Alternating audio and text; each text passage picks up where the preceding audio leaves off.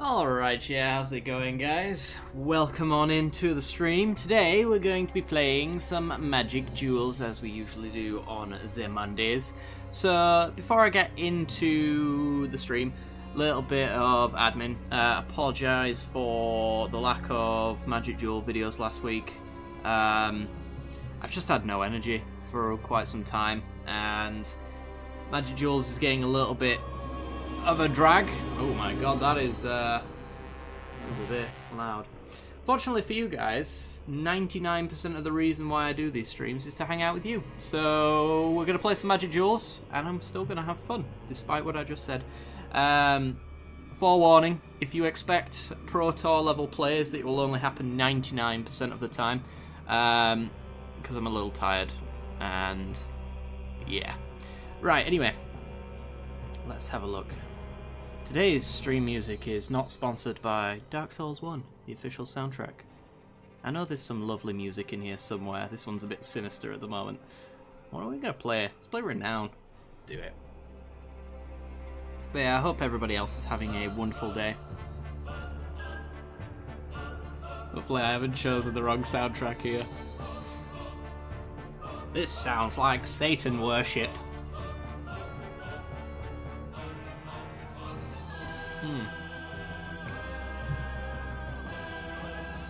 Alright. So let's see if we can get this Renown deck to work. On the subject of Magic Duels videos as well, I'm probably just going to do subscriber decks that have been submitted. Because it's a little stale now, is the card pool, and I'm really uninspired as far as building decks is concerned. Going to mulligan that. So if you do have a sub deck that you want me to play, by all means send it in. I would love to play it. Alright.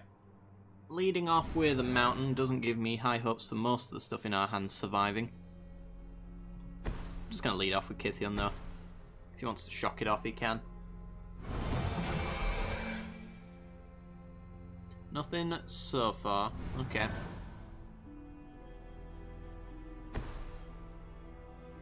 Ugh. Battlements into Karizev. Well, that is why he didn't shock it off. Shock it off. Shock it off. Ooh, Declaration in Stone. That should be tapped. I have to do that. Right. Do I have Declaration in Stone or Karizev? For the sake of 2 damage? Probably not. I could just, like, smuggle his Copter and block his Ragavan token, or whatever he's called. Yeah, Ragavan. Knew I was right. I want to get the Free Blade down, though, as well. So I can swing him with that and get it renowned. There's no real payoff for that, so let's just smuggle his Copter. Pass the turn.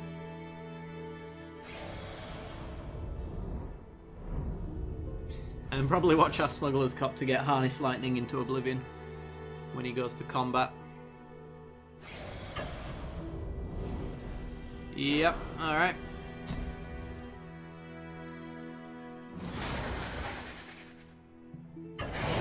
There's the token. There's the removal. Does have to discard though, so that's okay. It's a 2 for 1. Another Lightning Axe. Wow. Okay.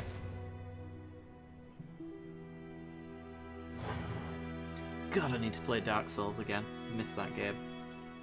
It's so good.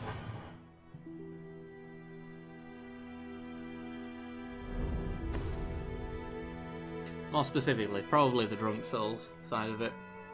Because I've only ever played Dark Souls, any of the series, only ever played it on my own once. Not planning to get drunk while playing it. I think it's just more enjoyable with several cans of your finest, cheapest beer. Wow, he's so down on cards, it's unreal.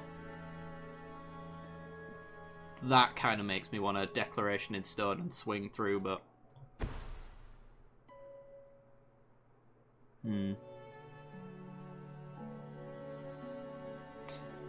I wonder if we swung it with Kithion if he'd block, because this is like telegraphing that we might have a pump spell if we did.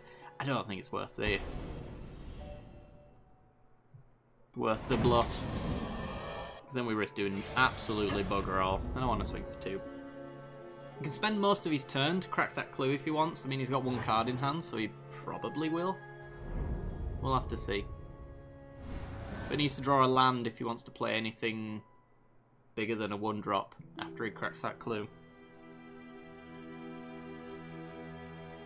And I think once we get the Outland Colossus down, there's not really much he's going to be able to do, except for chump block it into oblivion. Alright, gets him for 3. Wish we had another plane so we could double Freeblade. Or maybe we draw a 2-drop like Sylvan Advocate or something like that. That'd be nice. Either a green 2-drop or a plains is what I want here.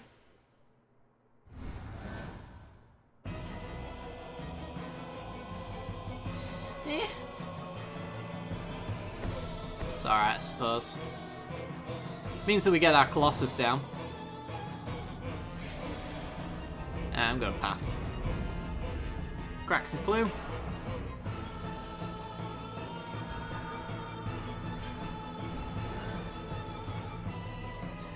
What you got?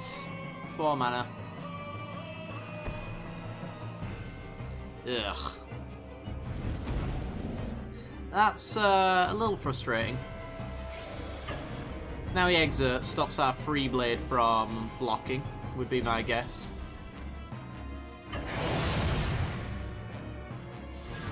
I think I will block his Glory Chaser though.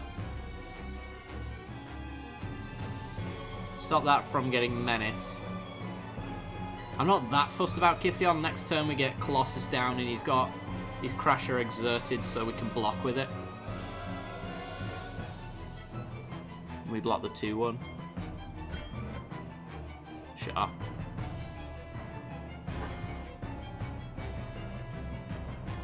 And then we start swinging with it, and if he doesn't block it becomes a 12-12, which is nasty.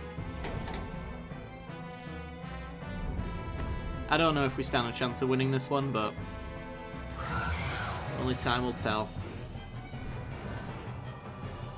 Jesus Christ. Alright, fine. Outland Colossus. Get to swing with our free blade, either blocks or we get a 3-3. So that's pretty good.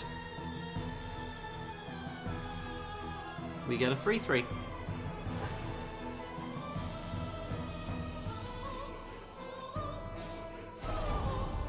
See, I wonder if he gets in with anything here.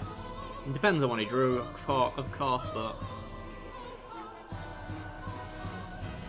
the fact that I can double block and kill his carry Zev might mean that he doesn't want to.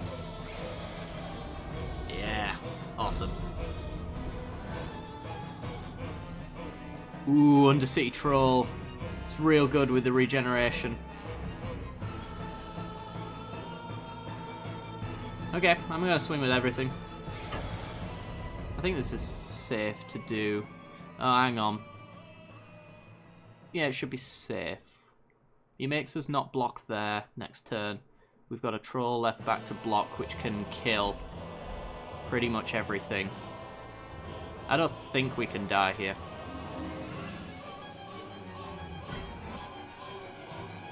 Alright. Locks and sacks. Does he have a fiery temper? No, just a mountain.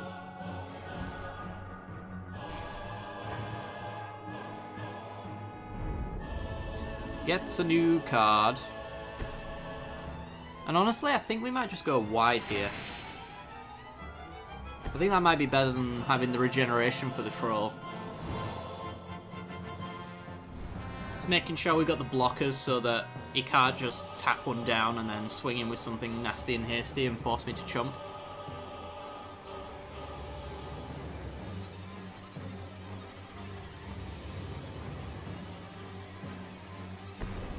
Collective Defiance.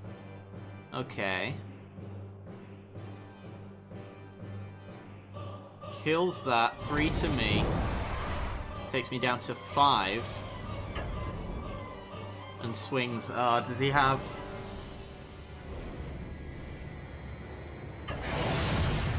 I wonder if he has Burn in hand then. So we definitely block there. 6, 7, 8, 9, 10. Yeah. There's no way we have lethal. I'm pretty sure we can't draw anything that makes it lethal. If I were to take all of this. Chandra's Ignition would be lovely though. That's a win on the spot card. Forest isn't. Okay.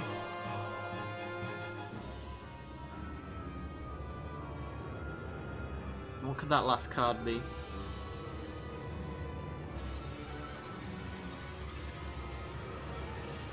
So I get the Free Blade, I get the Undercity Troll. Do we die to an Uncrop Crasher? Yeah, I think we do. We die to Shock, we die to Fiery Temper, die to Exquisite Firecraft, die to quite a lot to be honest. So I think we just go for it.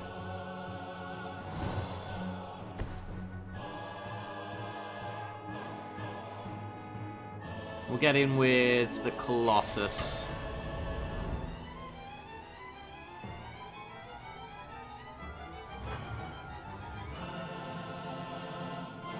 Because officially, he can't kill that, and Chandra's Ignition is a win con now. We need the double red. Oh, bugger. What's he got off the top? Glory Chaser. Okay, that's not too bad. Unfortunately, we do take 1 here. If he swings. Because we couldn't afford to double block there. Because then the Ragavan token takes us out. So he should have swung there. And he chose not to. That might be the death of him.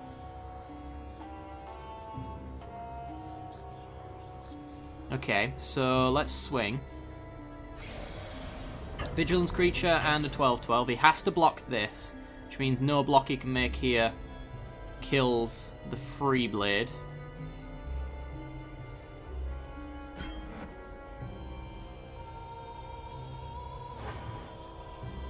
Okay. We're still both at top deck and I win kind of stage though.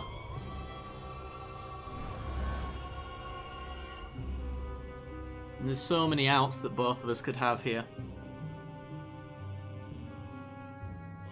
Like, no creature for him is a win for us. And Crasher, that's the win, isn't it? Yeah.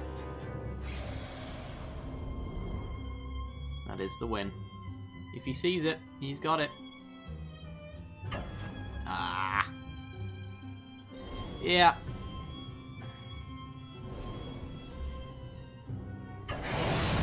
And we block, we take 3.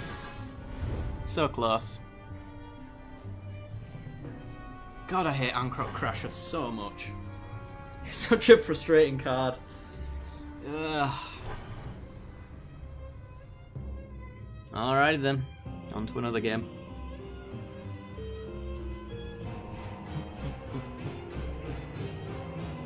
Come on! Thank you. Oops. There we go. Yeah, whatever, come on. Versus battle. What's next? I don't know what's next. You know what? Let's have a Drake deck. Drake off. Let's go. If anyone wants to play with or against me, by the way, let me know in the chat. We'll set up a game after this one.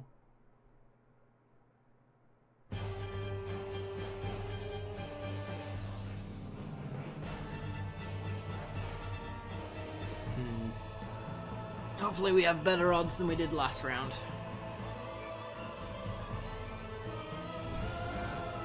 My turn. This hand. I'm This is keepable. We get a blue source, we untap, we play Telling Time, we probably get a land for Enigma Drake, and we're ready to go. Seems legit. Umizawa's legit.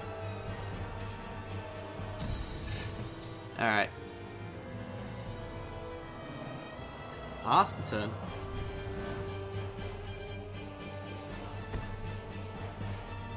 Red, black. Alright. Third land. That's pretty good. I'm gonna throw down Thing in the Ice. It gets us close to maybe just like one-shotting him, if this sticks around. He's in black mana though, so it does just die to a fatal push. And green mana, okay.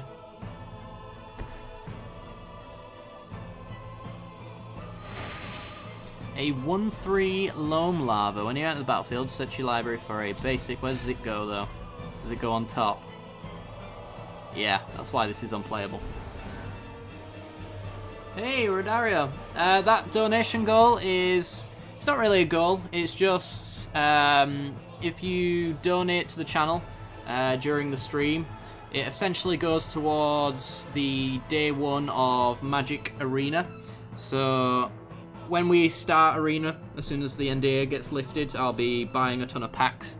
I've already got 100 quid in the bank waiting to go as well on that. So any donations just basically go towards increasing that day one amount so we can make some awesome decks and have a super first week. That's a basic idea. Okay. Do I Telling Time? Or do I Enigma Drake?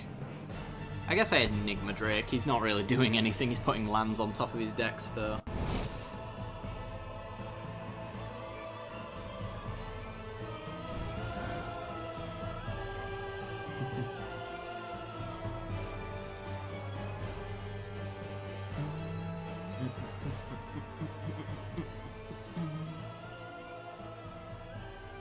Okay.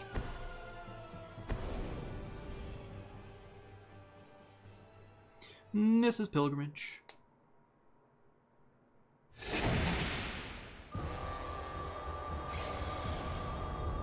Does he want to get him for one? No. They did say something about the NDA, but in the most vague manner possible.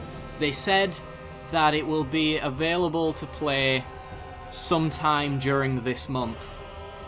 There isn't an exact date. Maybe on Wednesday when they do the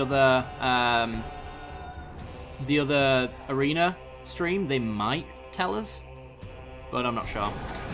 Hey, that was what I was looking for. Let's Telling Time now so we can get 2 damage in. See if we can get some cantrips into hand. Is this the fling one? No. Of course not. Would I play a fling deck? I want the land drop. I don't really want the Geists either, to be honest, I've already got one. Alright, let's go.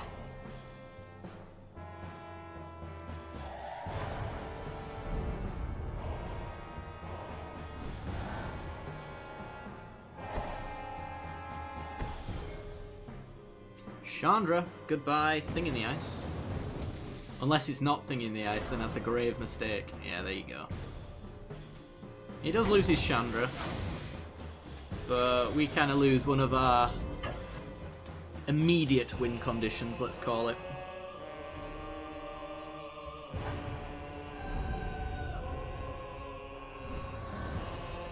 Okay, so if he doesn't have Fog in hand, he's lost his Chandra. We'll probably play Fevered Visions and start pinging him. If he's as slow as to play Planeswalkers, then this should punish him. And it should get us closer to winning as well. Okay. Evolving Wilds, go grab a double red.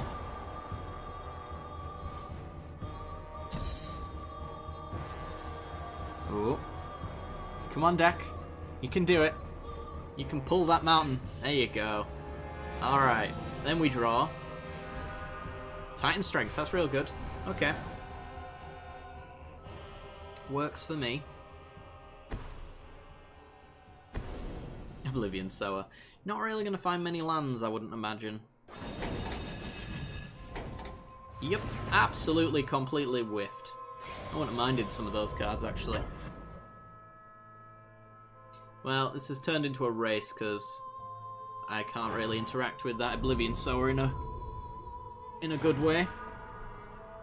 So we're going to have to try and do 16 real quick.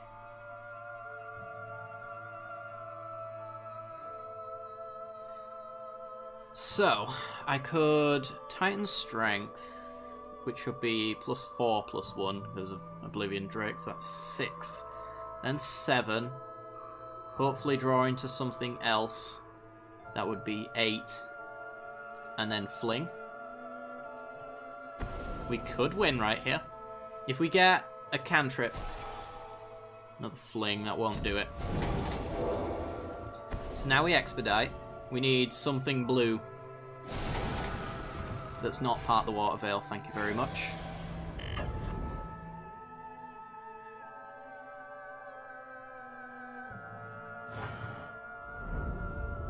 That's a shame.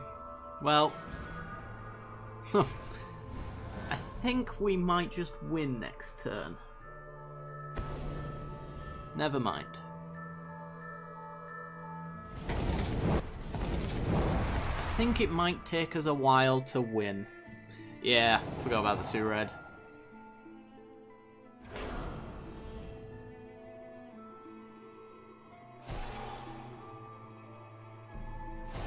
That's real bad. Ah, if we go down for a single card, that would suck. So we need to deal 7. How the hell do we deal 7?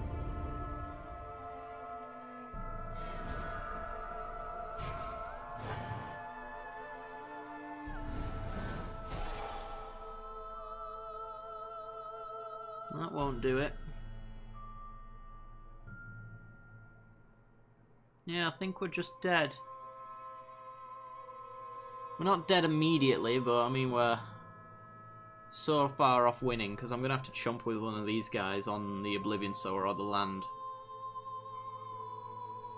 Which just means I have nothing on board again. You're only a 4/4 with no haste. But I would love to fling you. Oh, I suppose that's what we could do. Yeah, so we'll Drake. If he doesn't kill it... Actually, he's got ribbons in the graveyard. If he sees the ribbons, we're just dead. But I can block and then fling. And then we could just play Insult to Injury, and that might just do it. You have to get really lucky on this one. And a land, of course.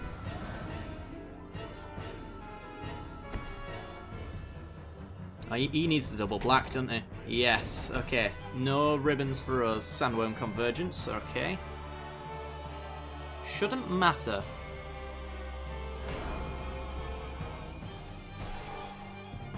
I think we can fight through that.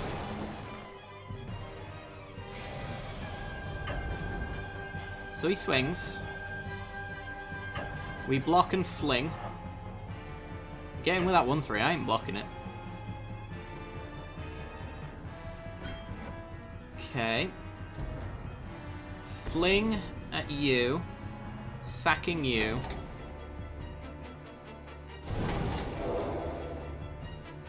And we win. 2 to you. You get your worm tokens all you want. I'm going to Insult to Injury you. Insult. Because injury is 3 mana, right? Yes, it is. Yes, it is. 2 to you, 2 to you. Except for it's 4. Wow. So damn close. Oh, that's why I love this deck.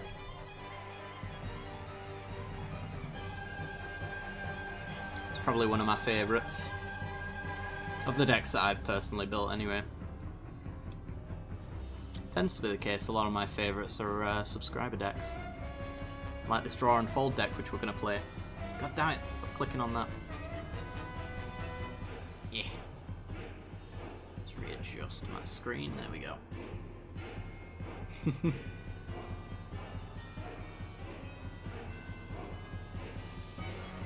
Yeah, the starting turns for that deck are usually just like durdle, durdle, durdle, win. Which is my favourite kind of build. As long as it's durdling with a purpose.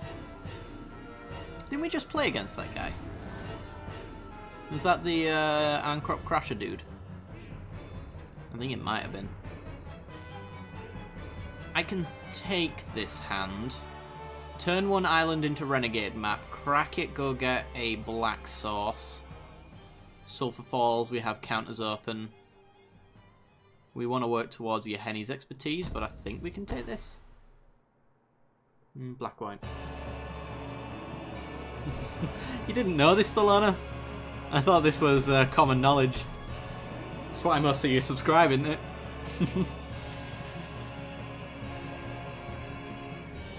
That, and I'm the top Legacy Lands player in Standard. Oh boy, it's Super Friends. Alright, fun's over, guys. Oh boy. Right. Let's crack this now. Let's go get a swamp. Ether Hub is the double black we need for Yenny's expertise, but it looks like we probably won't be using it. I will put up the Harness Lightning though. He doesn't know we have this swamp in hand.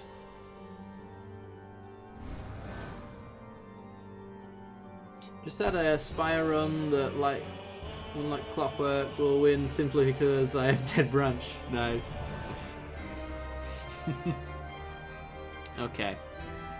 I'm gonna get down Dynavolt Tower. If we can start charging it up, then we'll be all good.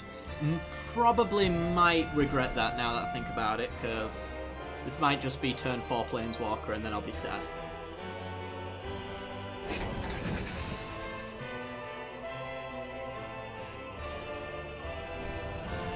But it's Super Friends, so I'm going to be sad anyway. Oh boy! All good. It paid off. Alright, so Drowned Catacomb comes into play untapped. We'll pass the turn. We've got 2 counters in our way.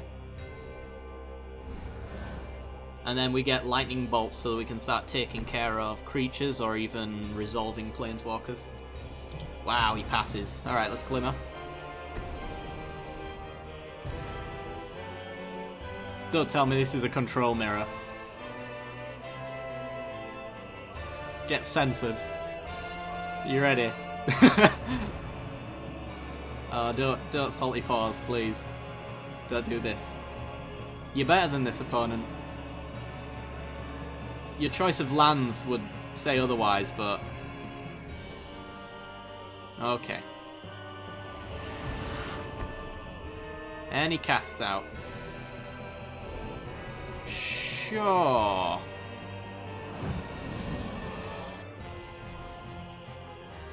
Okay. Got a land for the turn, so I'm just going to take the Glimmer. A shock. I don't know what our opponent was thinking there, other than I'm going to be generally annoying. But, there you go.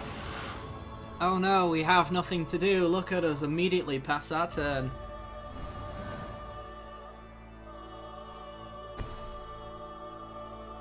What is this deck? Okay, we'll Glimmer again. I probably should have shocked it. Ooh, Dynavolt Tower. Okay, I'll take that. And a Torrential Gearhulk. Hey, land drop. So now we can Dynavolt Tower numero dos. Let's not tap like an arse. Magic Duels. Let's just do it ourselves. 1, 2, 3. 3 mana. Then he tries. You kidding me? Oh boy. Really hope Arena doesn't have this issue. There we go.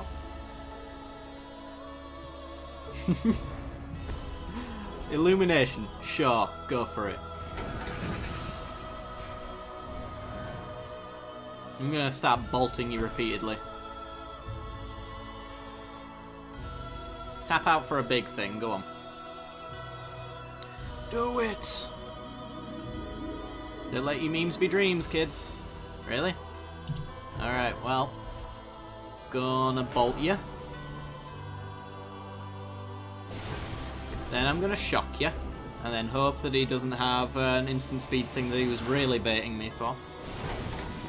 Looks like that's not the case, alright. And this is basically what our deck wants to be doing. Just exactly what we're doing right now. I don't know what our opponent's deck wants to be doing.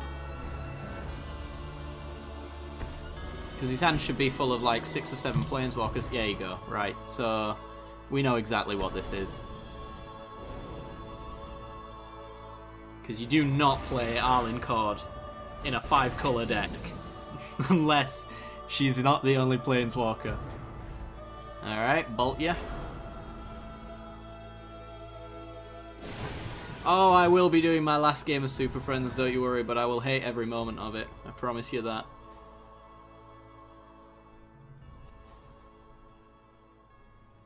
But yeah, it's what the viewers want. They want some painful games from me, apparently. Alright, we'll flash in the Gear Hulk. We'll finish this off nice and quick, but you'll probably have something for this. Another cast out, maybe. There's no way that his hand isn't full of things that he can do. We'll Glimmer. Yep, there's a cast out. Sure. Really? Huh. Does he think I'm a Dynavolt Tower deck? I really have no idea. Sensor's never going to work, is it? Let's just get some new draws. Oh, we get Sensor anyway. Woo! Okay. Play an island. We might be able to get Sensor out of him if he goes for another cast out here. Wouldn't that be great? 1 mana Fog. I did press pause, but it's fine. We're control, we're in no rush. There's nothing I want to do. Except for discard to hand size, that's one of my favourite things to do. Let's get rid of... I already bottomed the other board wipe, so what's the chances? Get rid of Harness Lightning, I guess.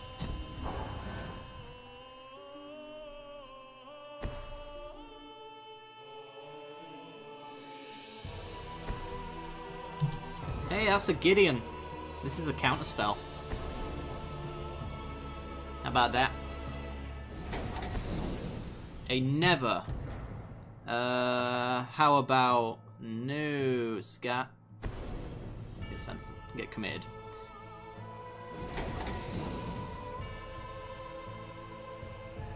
Alright, could do with an extra counterspell. I need counterspells equal to the number of cards in his hand. That's not a Censor, of course, because Censor's great and all, but...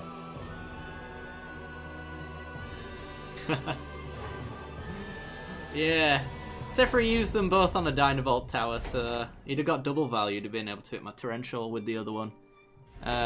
But for some reason he decided to cast out the tower when the Gear Hulk was in play, which is a strange, strange little play that I've never considered to be potentially correct. Alright, but we're on the brink of victory here. Declaration in stone.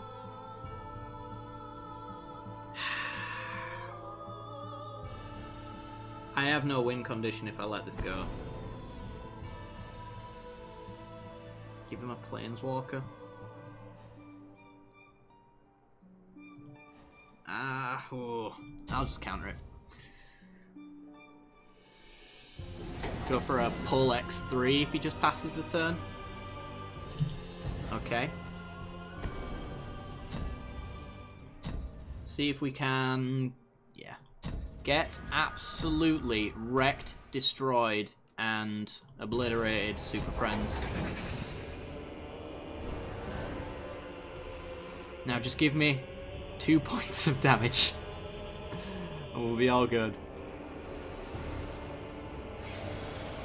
Alright, swing, you shambles, we push. Get pushed. And then we Jace looking for our last little bit of damage. As we are quite sad this is not a shock. Alright, Jace. Show me the money. Nope. Technically, if we had the mana, let's cycle. Let's try to close this out now. It's a land drop. Alright.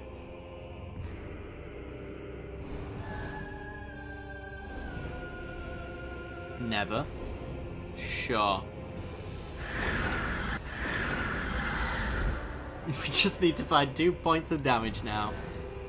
A commit to bounce that so we could get our tower back would be nice, but... Nope. Oops. Telling time. Come on. Shock one time. Double visions. Sure, you know what? That'll be actually just insanely painful for him. We'll do it. He can't let any creatures resolve. Because we've got every single every single bit of removal under the sun. Okay, dead.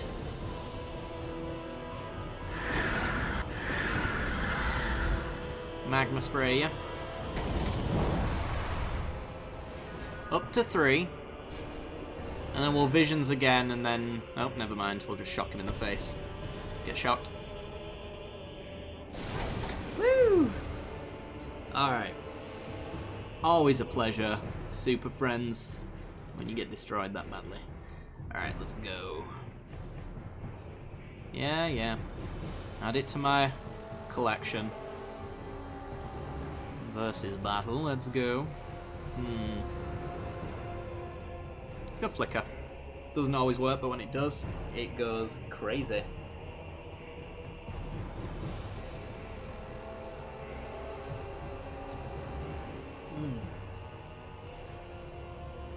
This Dark Souls soundtrack's kind of interesting. It feels like every match is a boss battle, which just adds some extra epicness to the situation. I thought there was some like nice, quite somber music in the Dark Souls soundtrack on occasion. You know, when you're in the sanctuaries and things like that, but apparently it's all just Satan worship. Listening to the Witcher 3 soundtrack recently is pretty good. Yes, it's wonderful. I might put it on actually. Let's do it. Witcher 3 soundtrack. Let's just go for that one. Please don't play an ad. Okay, we're all good. I do love this soundtrack. Alright. Can't keep it. Lands is where this deck struggles. This is good. Okay. Crack that. We've got all the mana we could want, so... I think double white is a thing. We've got double green. I think double white's a thing.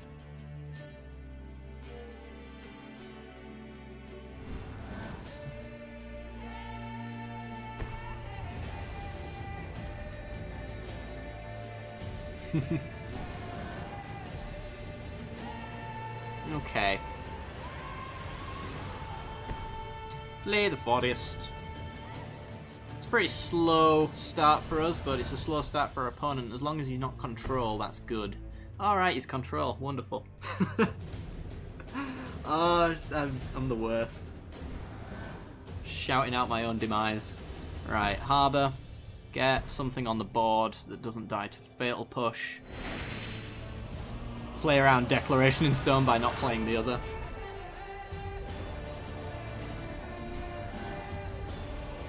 Yeah, I think it's the timer that really slows the game down. It's that right there. Oof. It's kind of snail's pacey. Alright. Let's swing. Should have played Tamio first, actually, but I'm trying to bait out a removal spell.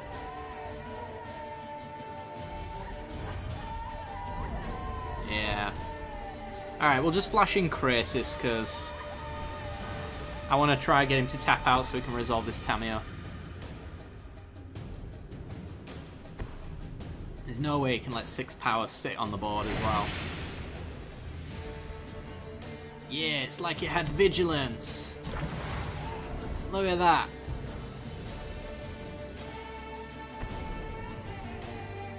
And he taps out for Glimmer. Wonderful. So he gets to draw 2. I get to draw 2.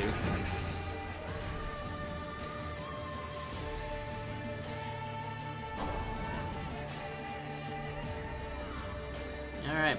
We're kind of sharing the card draw here. And I bet he's really sad about it, although Never is coming through. I'm calling it right now. But I get to draw 2, so it's fine. If I get Flicker, then Aid from the Cowl just will win me the game if Tamio ends up dying. Sorcery speed removal as well means I will be able to resolve it. Then again, maybe Unmaking is a thing. Or maybe he's just got bugger all. Maybe he needs that wipe for the board wipe. Tick up, tick up. I'm gonna hit you for 6 again. Draw to my hand size. There we go, Blessed Alliance. Okay, is he going 4? 4 mana? Yes, okay. Some wonderful mistakes from our opponent. Or maybe just panic situations, I mean. I don't know what his hand is. His hand might be awful and this actually might be the best play he can make, but now we have Aid from the Cowl with Revolt triggered because he helped us. Play the Evolving Wilds. I'll actually save that because we can't trigger it next turn. With his current hand, cycles the Illumination. What are we getting to play? Long Road Home. I think I can do without that.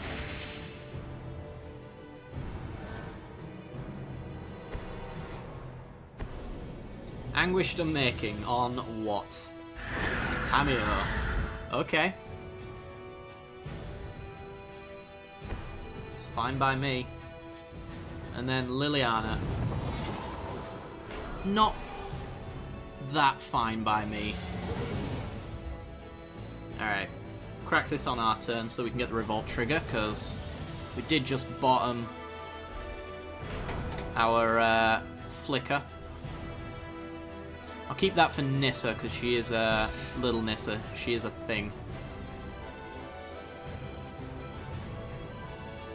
Now then. Probably go at Liliana for now. And we'll play another Rogue Refiner. And an Evolving Wild so we can crack it again. For the Flicker. Unless we get... No. I was going to say unless we get the 3 mana one, which would be lovely. We can flicker both of these in response to Liliana. What do we get on top? It's like I built the deck to make sure Aid from the Cowl triggers 90% of the time. We'll discard an island.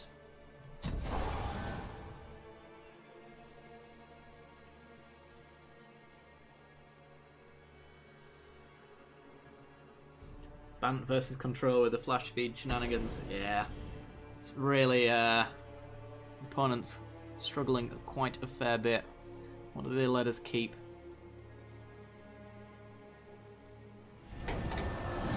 It's really not the end of the world. He gets to keep his Lily on 3. We get to essentially do what we just did last turn. So I don't think he's in any much better of a position. He's really not in a good position. Crack the Evolving Wilds. We'll go get that last basic. Yeah, come on. There we go. Make our land drop. Swing at Liliana and then double aid from the cowl. Should probably close this out. There's very few cards that whiff. And that's not one of them. Battlefield?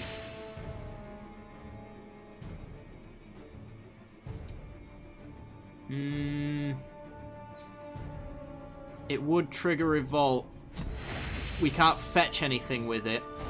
But it is 2 extra triggers, which we currently don't have. Unless I bounce my own thing with Baral's Expertise, which is perfectly viable.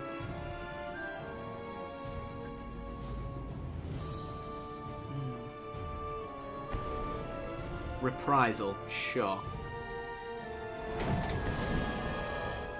Collective effort.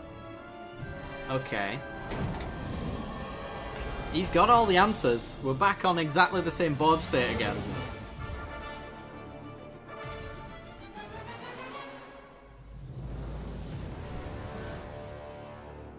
We keep drawing lands, which is pretty much probably the only reason that he's still in this game. So I'm going to swing. And I'm going to save the Baral's Expertise so that maybe we can get some value out of bouncing his stuff. I'm not sure what value we could get because the only creatures that he's going to have are going to be Torrential Gearhulks, which buys him some value. Artifacts, Dynavolt Tower maybe, but probably not. But we might have extra creatures we want to bounce. Crack the Evolving Wilds, fetch nothing. Play the Hinterland Harbour. And I'm just going to play a Reflector Mage out. Just as pressure. I'm not going to play any more into it though, because we're already getting probably another permanent with aid from a cowl here. Although we're due to whiff on it quite badly.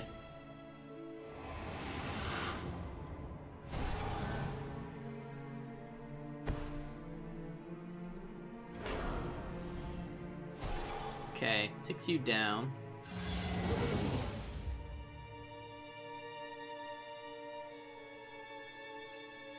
Problem with grinding was the cards I wanted were always in the last 2 packs. Yeah, somehow I feel like they did that on purpose.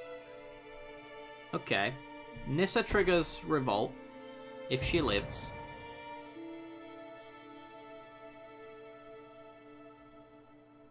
Does she live?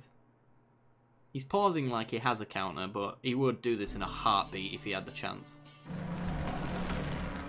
Okay. Failed to find. Played a land. Has to kill it now.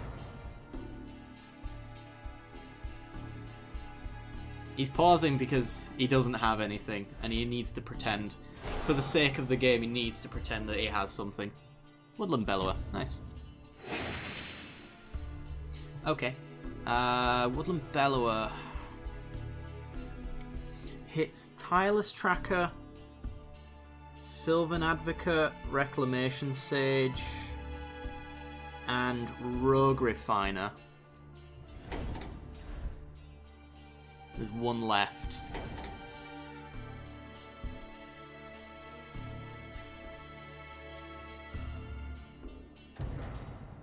So I'm gonna go to combat. He's gonna commit.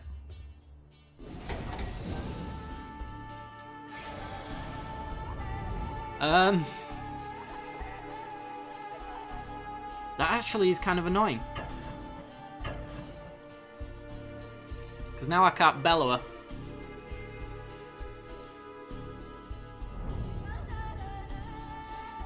Otherwise I lose it. Then again, the amount of pressure that Bellower puts on, it's probably enough. I'm just going to do it. Go grab Rogue Refiner. Apparently I don't have Sylvan Advocates in here. It's probably because it has no bounce effect, it's just a decent card to get off Bellower. But when I build Flicker decks, I usually go all in on them. Every card has to synergize or nothing. Memory. Okay. My worries about getting myself milled are gone. Declaration in Stone. Could have got the 2-for-1 there. Chose not to. Okay, crack the clue.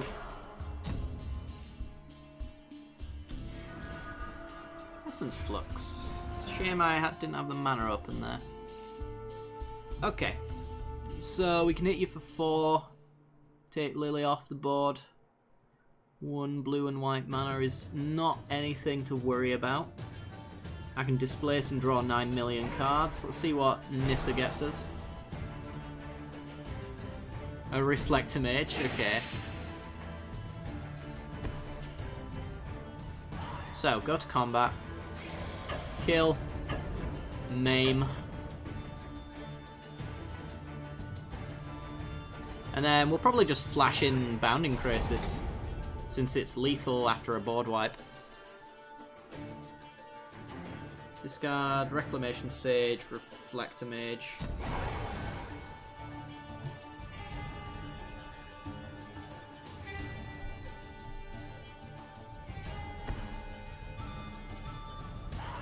Sorin. Gonna tick down? Tick down on Nissa. Nothing I can do about that, actually. If you had gone on the creature, I could have displaced them.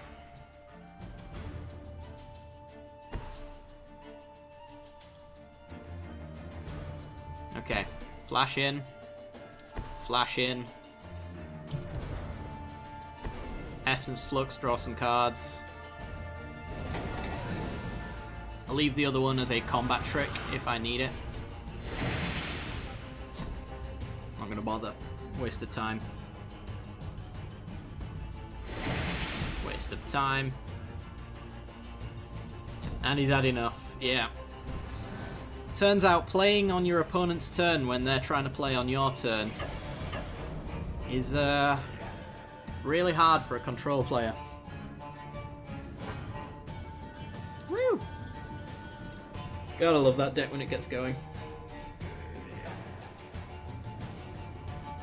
I have to say, I'm pretty sure, I think 95% of the decks that are in here, I love all of them when they get going. It's just that a few of them take some time to get going. Let's do Reanimator.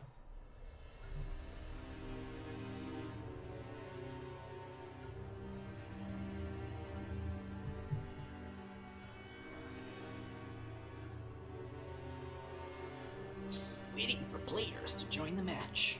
Join faster. If anybody does want to play, with or against me, you know the drill. Let me know in the chat.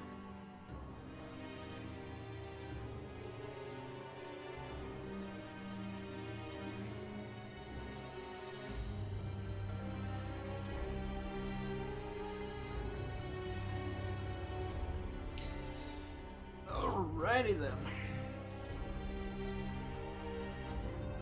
Suitsu. Let's do this, shall we? Turn to Jace into not very much. It has to hit a lot of land drops for that hand to be good. This hand is awful. This hand is just as bad. And the deck's doing what it does best. Oh boy.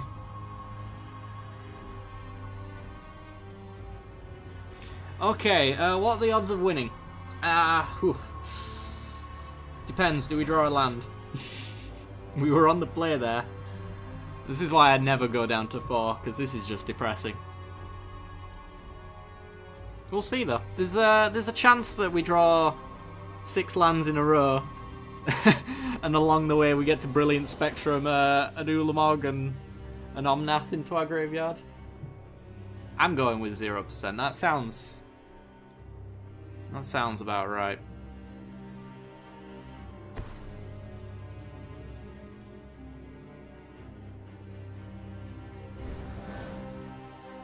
Oh boy. I'm just gonna... You know what? I don't like being that guy who mulligans so much and then just leaves. But I'm trying to be entertaining here, and there's nothing entertaining about that hand.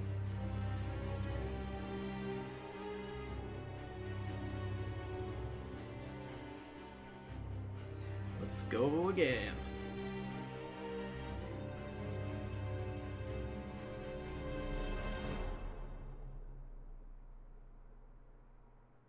If they kept a one land hand there, maybe stood a chance. I don't know. I missed my land drop straight off the bat. So I was already behind even on a one land hand from our opponent. That's much better. We'll go with that. We have a prized amalgam on turn 3. Land drops for days. We just need a way of getting our Ulamog in the graveyard and to hit our 5th land drop and we're all good. It's more like it. Nice variation of land colours as well. Don't really need the plains all that much. I prefer to have them in my deck so that Emiria Shepherd can get good use of the plains half of it. Because that's when this deck does really funny things. Druid of the Cowl.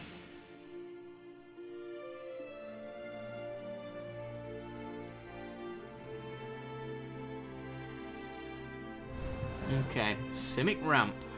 Oh boy.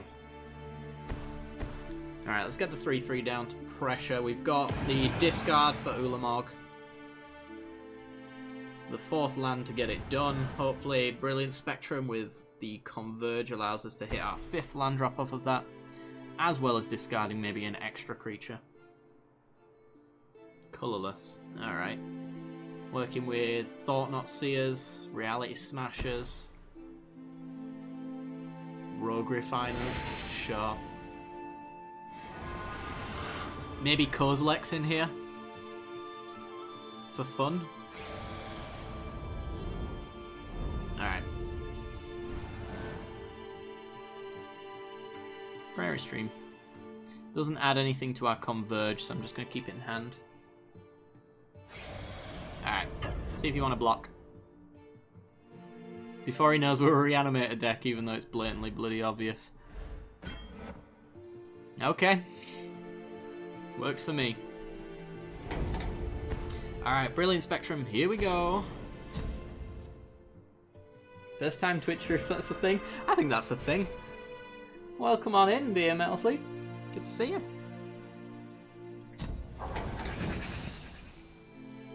I'm glad you've been enjoying the channel. It's been a lot of fun being a part of it.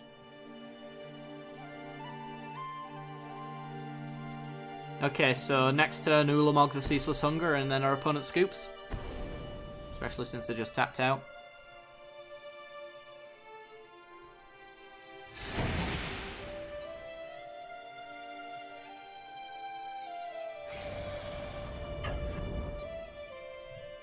I haven't completely stopped. The only reason I didn't make one last week is I was a little bit low on energy, and to be honest, it's getting a little stale, so that is like the main reason. If you mean like stopping Duels to play Arena, let's get Ulamog, then yeah, that's certainly going to happen without fail, but I'm still going to do Duels on the channel up to, yeah, told you, Ulamog and Scoop.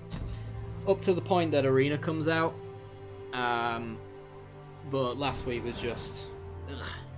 I'm probably going to do subscriber decks, essentially.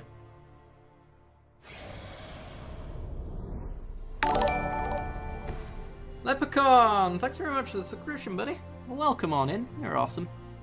Woodland Bellower. Okay. It's a nice attempt.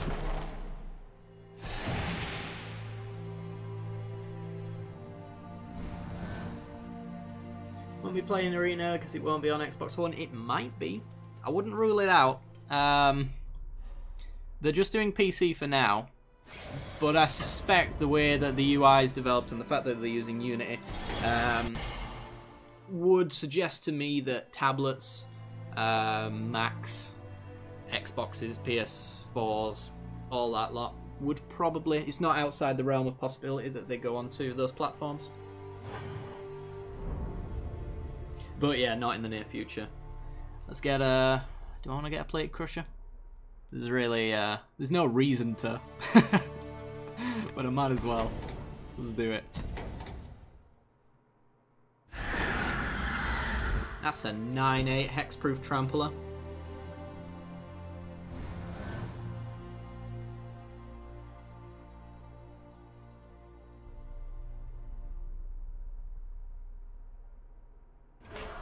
Are you enjoying Slay the Spire? I'm glad to hear it.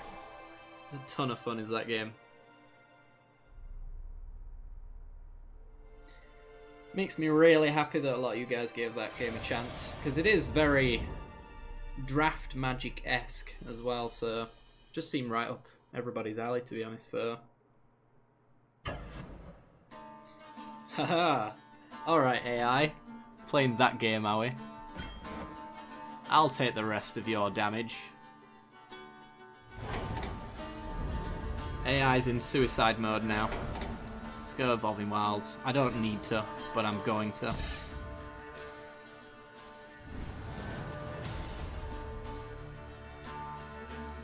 Alright, let's just swing with everything. Whee! Also. Whee!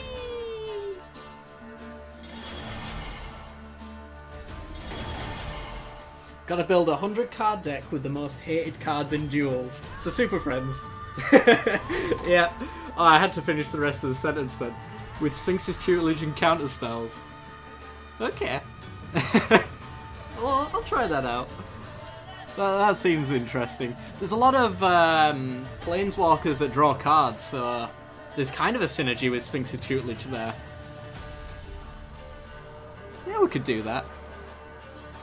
So the Arena Fund is essentially just getting us off the ground on day one for Arena. So any donations up to that point go straight into the Arena Fund and we buy packs.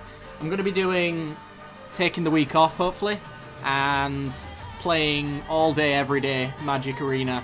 Whether I'm streaming or recording, there should be like daily content. Quite a lot of it on the channel and on Twitch, so I hope you guys are looking forward to it because I certainly am.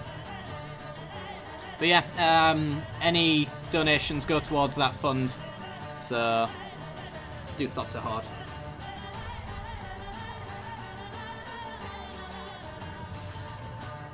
The All Mythic deck? No, I didn't do that. That was Nighthawk. I think he did it for an April Fool's joke, something like that.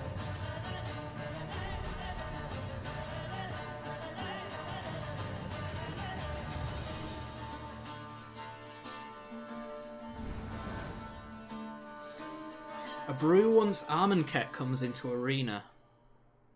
Ooh. That's a good question. Can I take this hand? I think I can. It's lacking red, but Telling Time might be able to find me it. If we could get a Thopter on the board before Spy Network, then we're in maybe a good spot.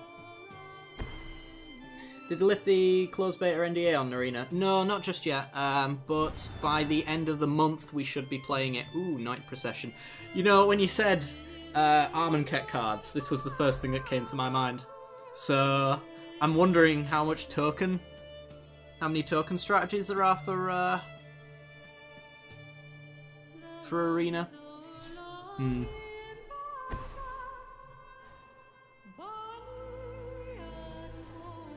But yeah, like when I think of Armenket, I'm staring right at this card.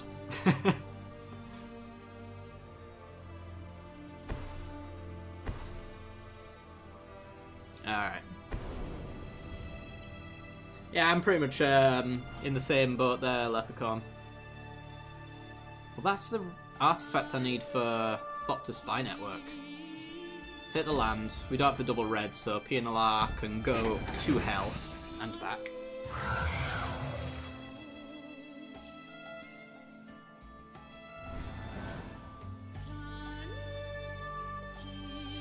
Okay, Ether Hub.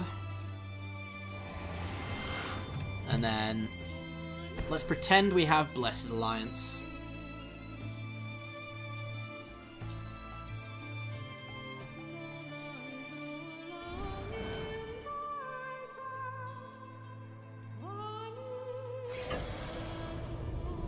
But yeah, what are the top Armenket cards right now?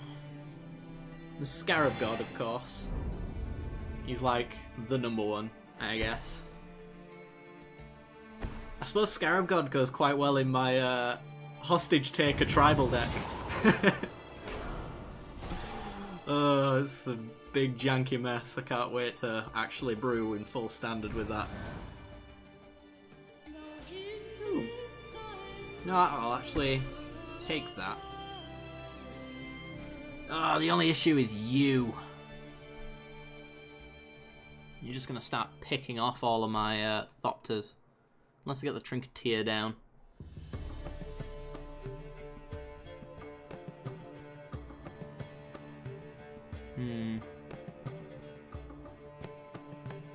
Well, if I go Spy Network, do nothing, next turn I get a Thopter, play the Trinketeer and it's a 2-2, I just don't think that's good enough. You get out of hand quite quickly. I guess I have to just start throwing Thopterists and Whirler Rogues into the mix. Thopterists most of all, because I can tap that down.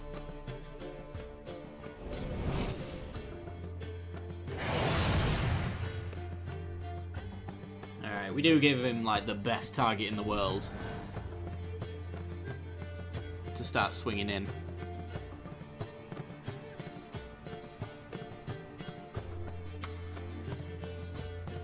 Yeah, that's the thing with token decks.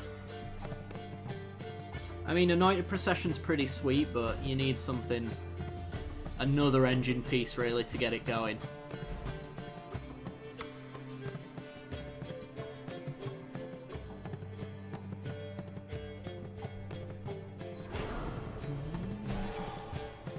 I'm trying to go for a control deck in Arena, but I fear it's going to be dominated by a red-green stopping out. Whoa!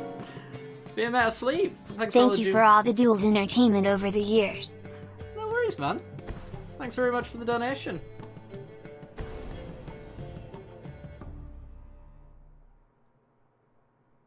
Ah, thanks very much, buddy. Appreciate it. Siren's Ruse plus Hostage Taker. Oh, I'm very familiar with that little card combo. The amount of games I've had where I've beaten my opponent with over 5 of his own creatures in the same turn because of Siren's Ruse Hostage Taker. It's pretty funny. Oh, it's so good. And you draw a card from it because it's pirate as well. It's so good. Okay, do we actually just Trinketeer here? I think we do. And then I've got the Essence Flux so that I can flicker the Thopterist. Just means he can't ping off my Thopters anymore without removing the Trinketeer.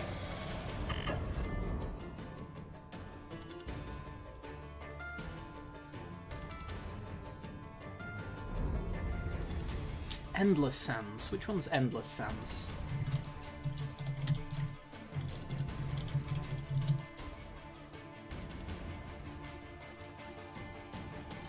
Is our creature... Oh yeah, yeah. Endless Sands. I remember that one. Do it. It's really fun. It's not the most competitive thing in the world, but does it need to be? Ah. I think we'll block and flux. Boop. Do I have deck lists available for the decks I'm playing today? Yes. Bear with me, and I will go grab them for you. Where are you? MTG, Duels Helper. Aw, Languish, you're no fun. Okay. Well, there is a list to all of the decks that I've ever posted on Magic Duels Helper, and there should be in here somewhere. Should be this particular deck. Where is it? It's not Jeskai Thopters, I don't think. Although that's what this technically is. I think that was my build of it, which was very janky. I'll have to see if I can find the deck list for this particular one. But let's do some things. Let's durdle. We all know that's the thing we need to do in life. Right, so if I crack this map, then I got the Whirler Rogue tokens for the Thopter Spy network, which I think is just fine. I need to make some land drops, because I can't stick on 4 mana forever, because a lot of our deck is actually 4 mana.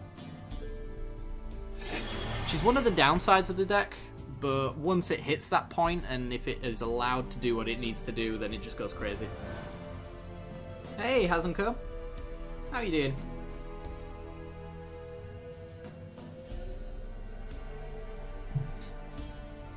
So let me go into my channel.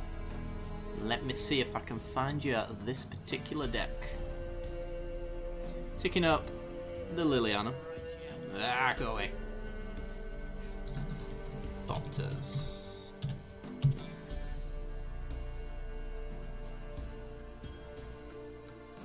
There it is. Boop. And there you go. That's the deck tech for this particular build. Or at least I think it is. I hope it is.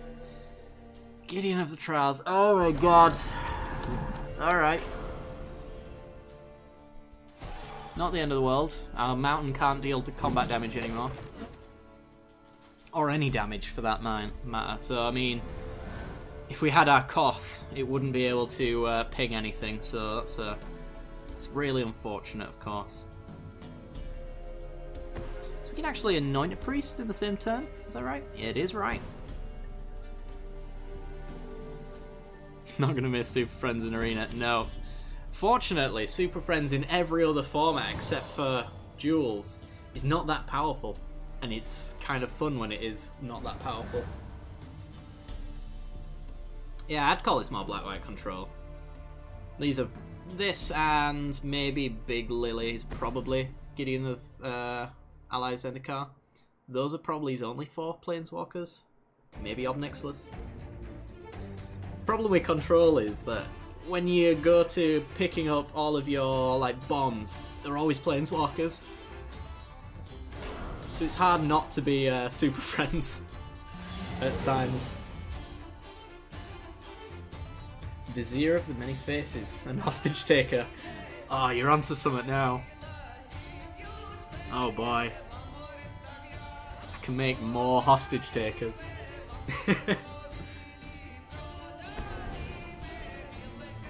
Oh, and I can embalm it with Anointed Procession out and make 2 Hostage Takers. Oh boy.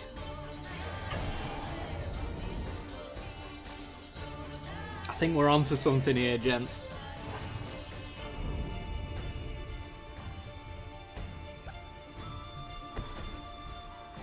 There's Omnixilus. We're probably just getting Planeswalkered out of the game here. Yeah, probably. So I need to get this Whirler Rogue out because Liliana's so close to ultimating that the tokens are going to be really useful for stopping that.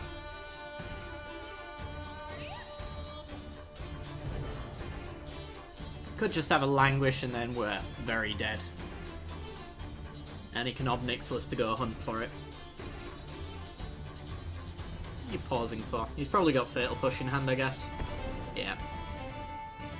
Sure. Deciding on whether or not one single Thopter is worth picking off there. Oh yeah! Oh yeah, be a Metal Sleep. Thanks for the follow, dude.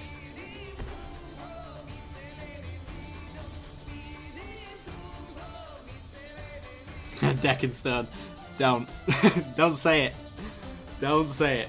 Nah, you wouldn't have used Fatal Push there if you had it. So, I think we're in the clear. But it doesn't mean it's not gonna be a thing.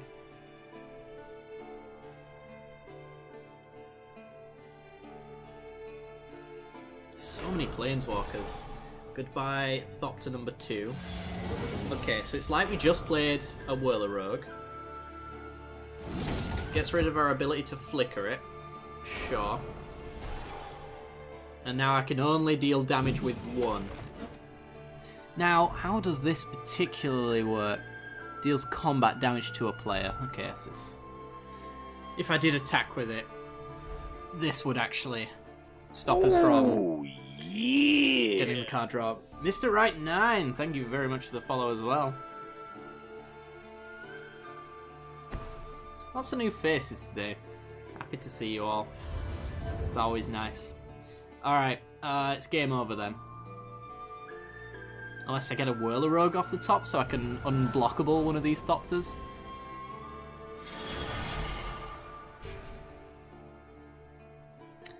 Yeah, that's not a thing.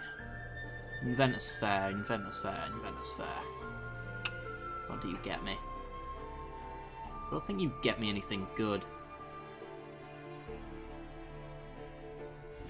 Yeah, I think it might just be Anointed Priest. We could try to keep up with his Lily ultimate. Let's try. I ain't giving up yet. I needed that Ether Hub double wipe. Otherwise that would have been a solid draw.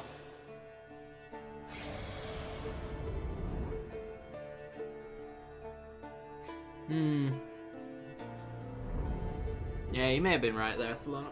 We'll see. You could just draw into it. There's plenty of planes in here from memory serves.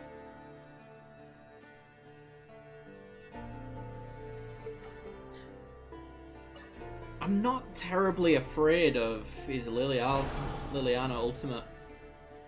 I should be, but I'm not. Because we get to gain a ton of life. We're doubling down 2 Thopters a turn, plus whatever we're pumping out.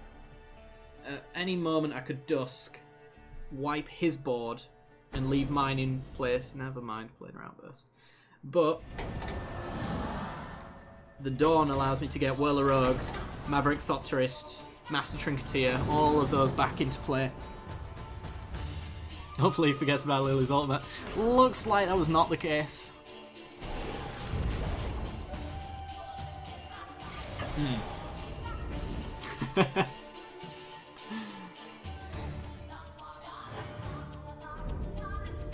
Okay. Somewhat good. He gets 2 zombie tokens. Hopefully he has like Liliana's Mastery to make them 3/3s. Of course. I can't wait for him to maybe make them 3/3s. I think I've got a Dusk so I can Dawn next turn.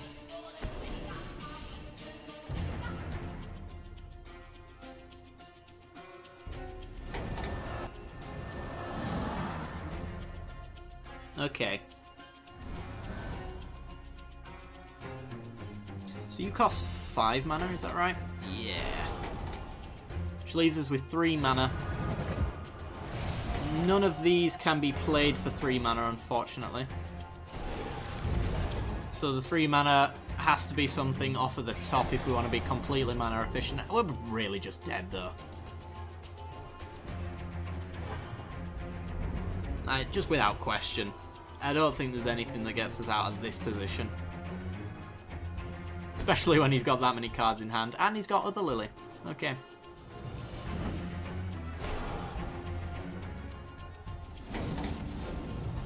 I'm looking forward to having a new metagame where it's not absolutely incredibly easy to predict what he's got. Let's do this for giggles.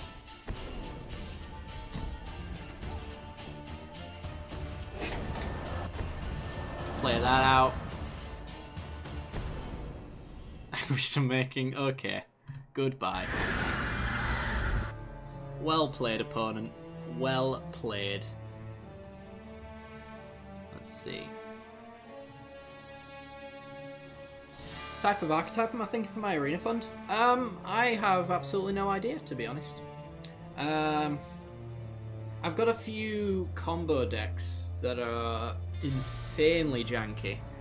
Then I've got a few combo decks that are not so insanely janky. I've got a few control decks, aggro decks. I don't know. I don't really have a preference when it comes to archetypes in terms of like which one I'll absolutely make first, you know, and champion. Like some people just like control. I like to do everything. I'm a jack of all trades, master of none kind of thing. Do all in Bracella. But I don't know, to be honest.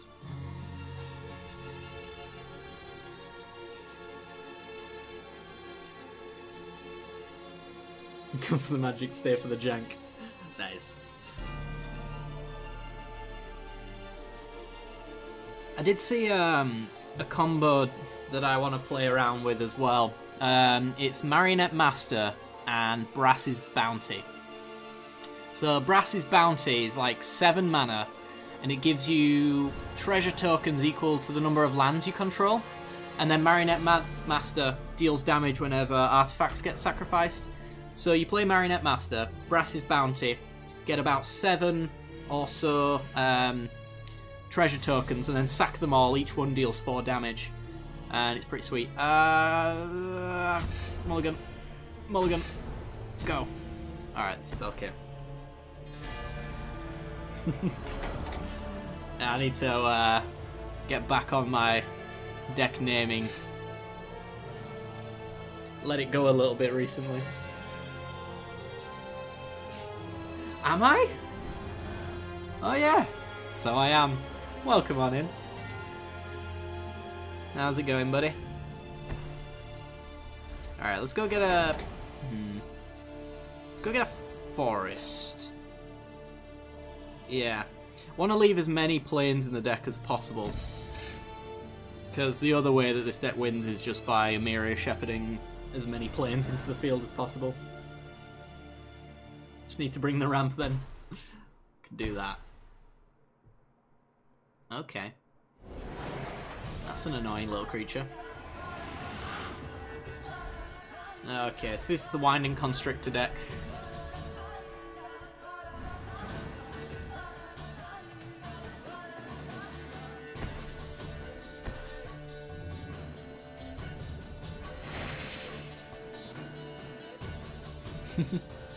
Yeah, that's pretty much where I stand on it. I'm fine with people just playing control, but from my own personal standpoint, I feel like they're missing out on a good chunk of the game by just doing one archetype.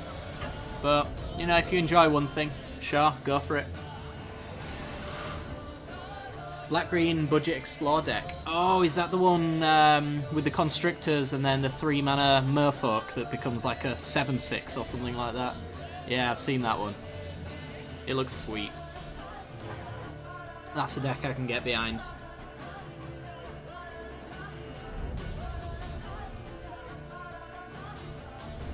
Okay. Odds of this Tireless Tracker dying upon playing it. I'm going with likely, but I really don't have anything better to do. So I'm going to play it.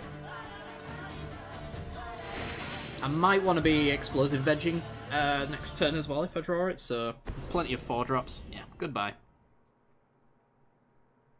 Not at all surprised there. Alright, we get to get him for 2 though. Got him. He's basically dead, right?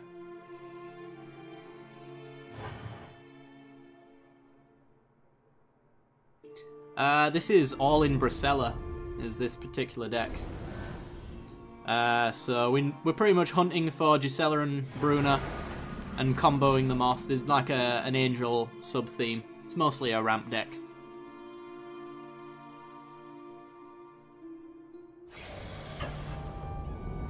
Wildgrowth Walker. That's another card that I'm not familiar about. It's exclamation point card and then name of the card. You can also do this. I saw this was quite funny. Let's search for cards named Daddy. Let's see. Oh, no cards with that name were found. Alright, 1/3 elemental. Whenever a creature you control explores, put 1/1 counter on it and gain 3 life. Ooh. Interesting. But yeah, you could just type random things into exclamation point card and you'd be surprised what actually pops up.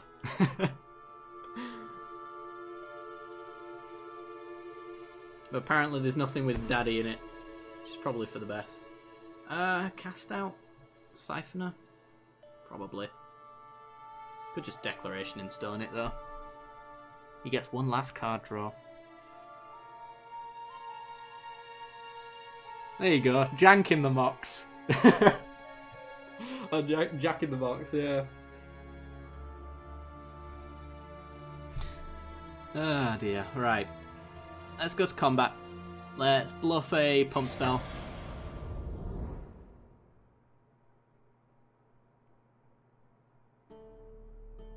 Got Haha!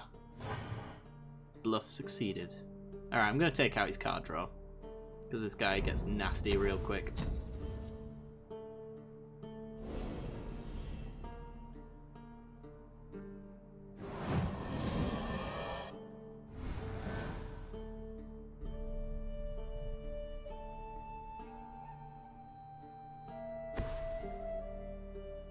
Bristling Hydra.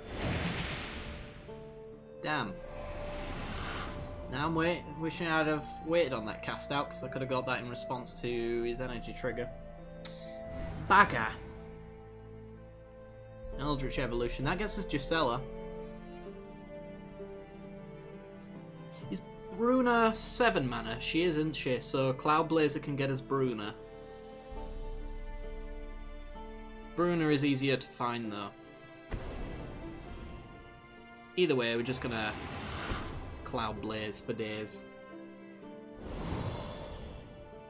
Wall of Jank would be an amazing card. I wonder what its effects would be.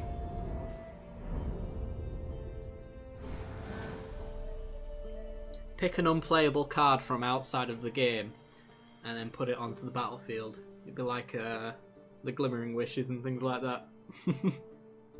It's a 0/4 that puts unplayable cards into play.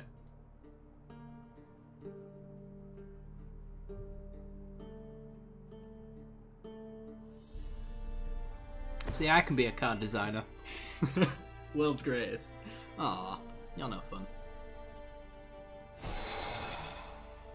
Goodbye, Cloud Blazer then.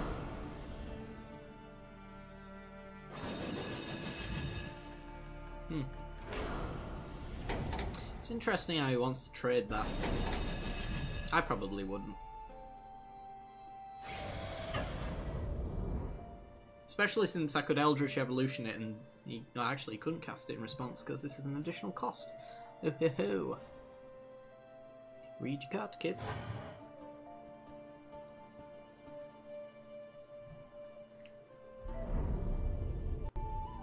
Oh bloody hell. Beast from the East is back.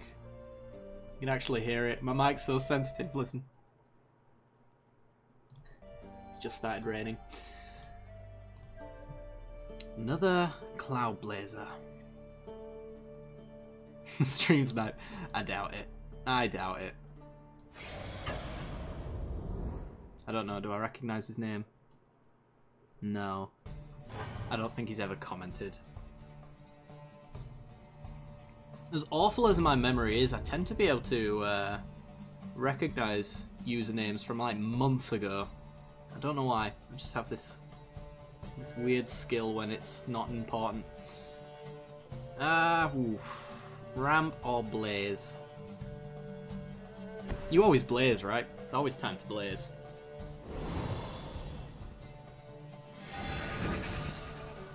Land drop. Sure. Thank you. It was a 4/5. Maybe should have thought about that. Did they really? It seems so difficult to pull off. Like, you just have to like join the lobby and hope to get lucky. I suppose there's less people playing nowadays, so... That's interesting. Trade. Declaration in Stone. It's fine by me. I really don't think I'm missing anything here. Okay. One of the hardest to deal with cards in his deck is gone.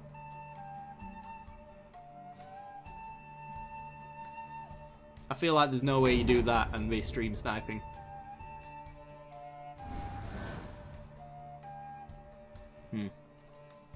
Alright. Declaration in Stone and Explosive Vegetation, possibly. Could also Druid for just Seller with the Eldritch Evolution. I'll play a land. We've got 4 mana. Yeah, we can't do all 3.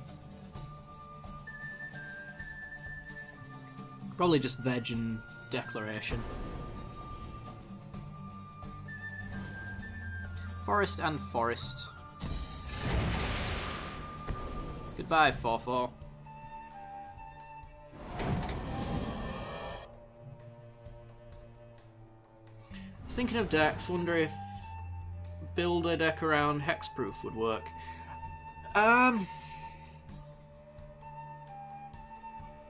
Probably not. There's a lot of like board wipes in Standard right now. If you mean in Duels, there's a few. There used to be a deck that ran around with a couple of hexproof creatures and you just shoved all of the pump spells you could onto them. But that was before the card pool was a little bit more built out. What do we do here? I think I'll Druid and I'll cast something out, I guess.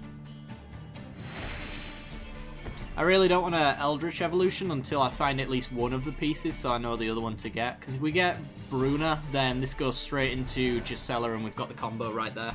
But if I Eldritch Evolution and he has removal for it, then we miss out. But yeah, there's like, you could do in Arena closed beta anyway with just the restricted card pool. Doing Hexproof Merfolk is a thing. Kind of do that on my own. It's more unblockable Merfolk, but it has the enchantment that gives you Merfolk every time. It's cast out. So it goes super wide. It's a lot of fun.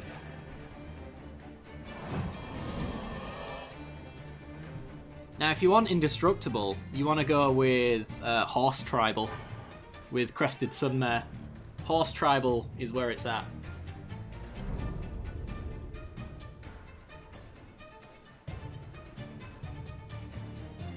So I've got humans in here, haven't I? Yeah, I've got plenty of humans. So if I do get Bruno, I get a pretty decent selection.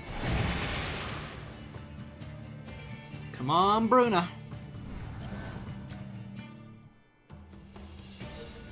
Can we all get hyped in the chat? Cloudblazer. I'd like to see your finest hype, please, as we get our Bricella.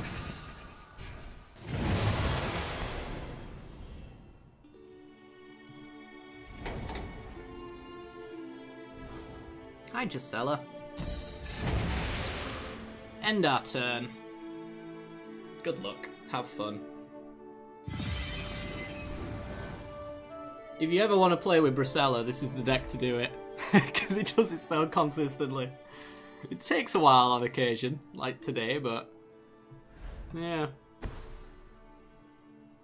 Obnixless. Oh, are you kidding me? Have you just actually managed it? Yep, you've managed to do it. God damn. Alright, never mind. Scrap all the hype. Ban everybody with hype in the chat, please. It never happened. Single card. Oh boy. Oh, well, I'm gonna kill you, Rob Nixless. How something so good could be so easily taken away. If we get Bruno again, we assemble Bricella. Come on, Bruno off the top. Oh, so close. No matter how far. Right. I guess we just start tapping them down, kill Obnixless. I love this piece of music. It's so nice. Always puts me in a good mood when this one comes on.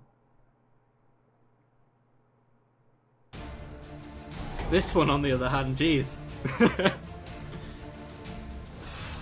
Deep-Root Waters and Deep-Root Elite are insanely good together.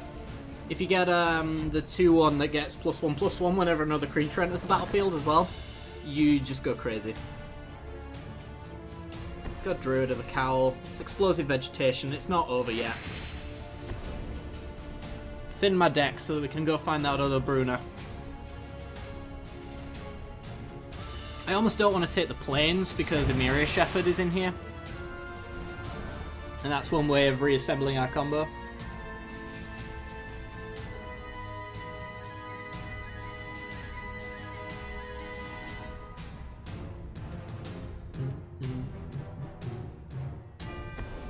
Lysis Disintegration. Oh dear. Tamio dead, or am I really dead? Aiming at me, not afraid of Tamio. It's probably for the best. She has to be on... Oh no, she can do it again. Okay. I can keep those two tapped down.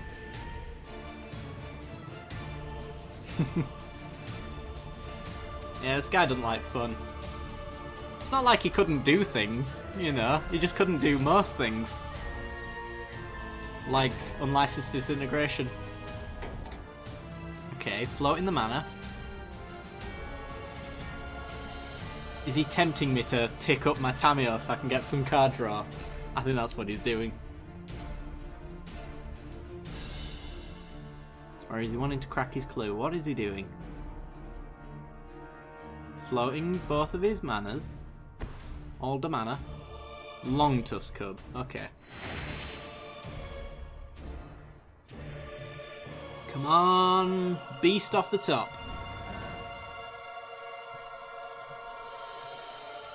Okay, so we have no outs if I go minus, so I'm just going to tick up. And we're going to go hunting for Bruna. I'm going to swing. We can Dusk Watch, and I think we could go find her as well that way. Come on. There's one of them in there. That's not it, but we can crack the Evolving Wilds. Oh, I should have held this, just in case we got an Emiria Shepherd. Oh, I'm a naughty boy. Shouldn't have done that. Should not have done that.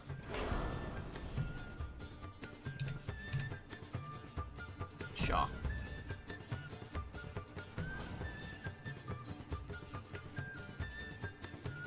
Arborback Stomper, does that... I don't know if that keeps me in it. 5 life with a 5/4, we block wherever we want. Let's just do it.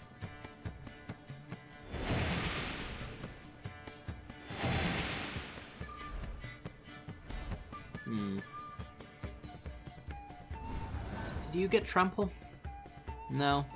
You're just bad. Okay.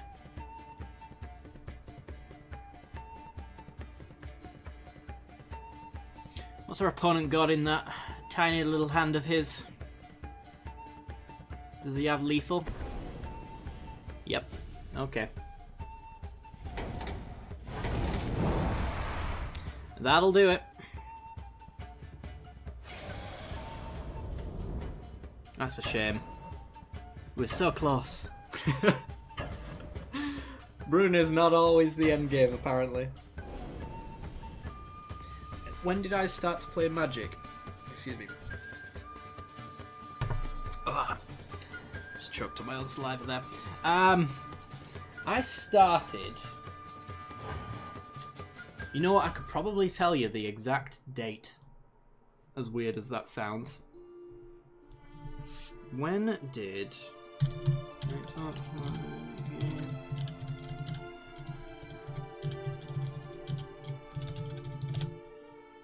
Let's see.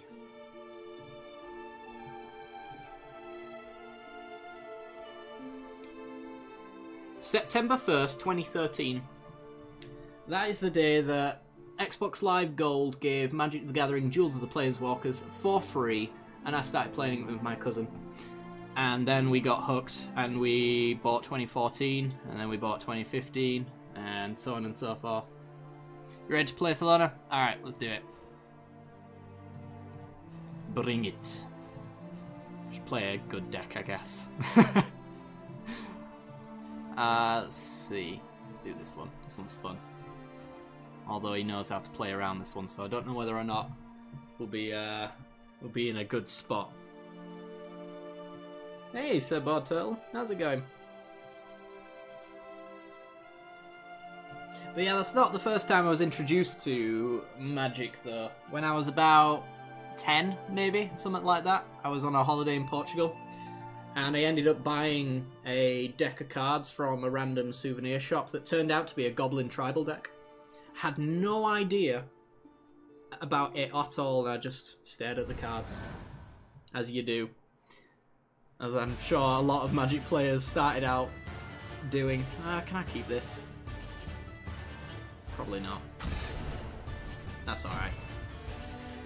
But yeah, like, to this day, whenever I start cleaning and rummaging around, I still find old Goblin cards in really random places around the house.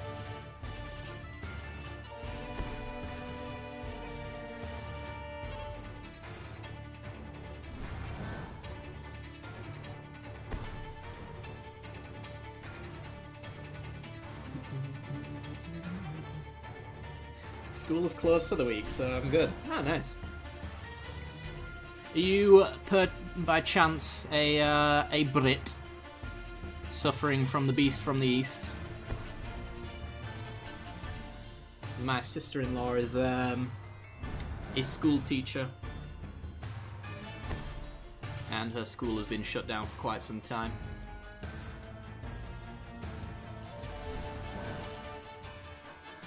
Okay. Get down Tyler's tracker.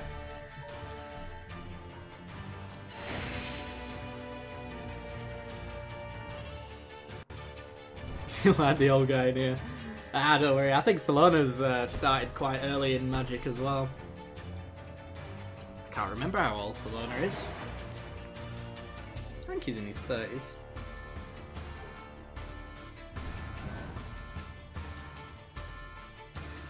Ah, you're not British. Alright. Okay. He could stick two -1/-1 counters on his Winding Constrictor, or I could just kill it. I'm gonna go with just kill it.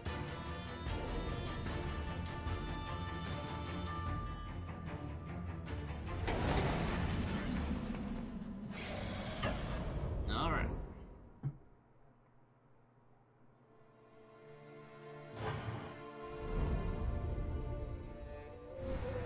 Or is it the Easter holidays for schools at the moment? That's coming up soon, isn't it? I'm assuming that's why you're closed for the week.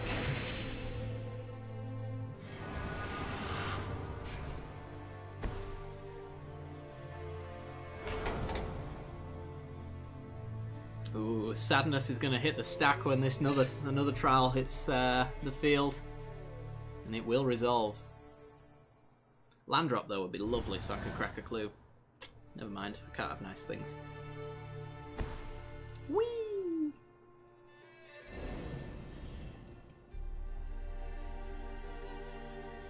Ah, spring break. I see.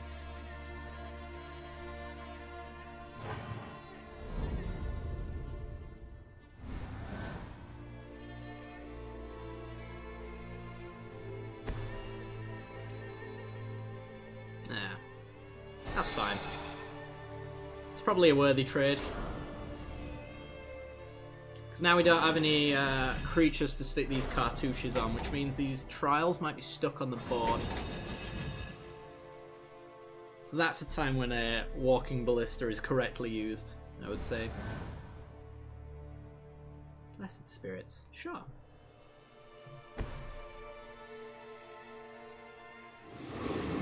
I'm guessing he has no removal in hand, though, if he's using a Walking Ballista on a Tiles Tracker in that manner. He could have Fatal Pushes, but he's going to have the same roadblock when it comes to this Blessed Spirits, because it is 3 mana.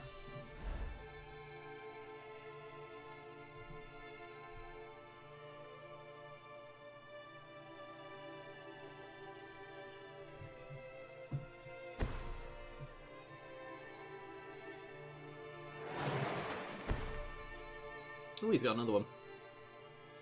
Alright. Goodbye, Blessed Spirits. It's both Walking Ballistas down, though. That's got to be painful for him. Come on, third Trial of Ambition. Or land. Either one. Yay! That'll do. Now with Trial of Knowledge, we go hunt for creatures.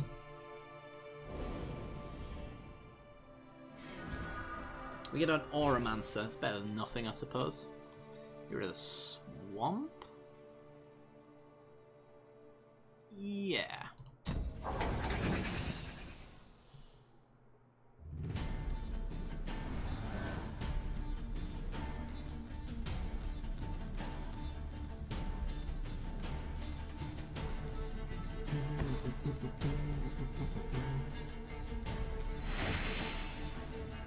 So if he's got no removal for this Auramancer, we should be able to Auramancer Cartouche, get our trials back and start pinging things off again. Chaining that together is quite nice. Is this a double green? It is. So we could Nissa as well, but I'm not going to. A Rampager. Alright then. Doesn't quite have the mana to let it stick again.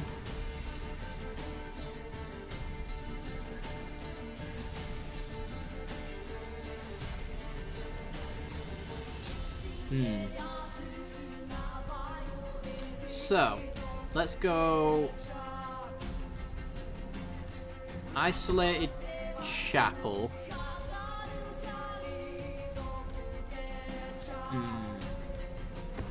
Auramancer. Cartouche of Knowledge. Draw a card, bounce all of our trials back. If we'd have had an extra mana there, I could have Cartouche of Ambitioned his Longtusk Cub down into a 2-2. Which means we could have blocked quite nicely, but it wasn't meant to be. Rid of our land drop.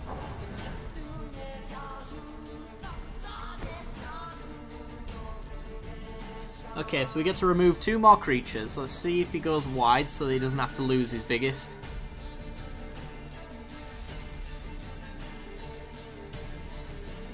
Potentially, though, we can make Yahenni's Expertise into Trial of Ambition a thing. Depending on the toughness of the creatures he drops. If any of them are above 3 toughness, that plan falls a little short. Okay, gets to hit us a little bit, that's fine. Having lifelink in our hand is useful. So it's going to hit us for 6.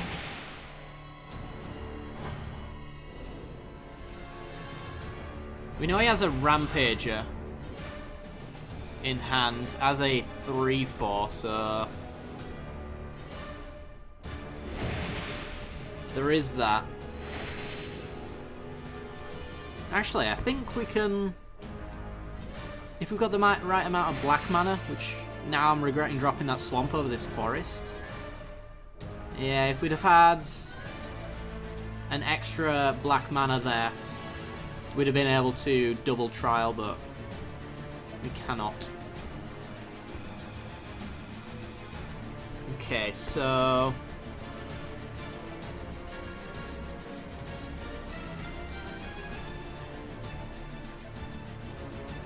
how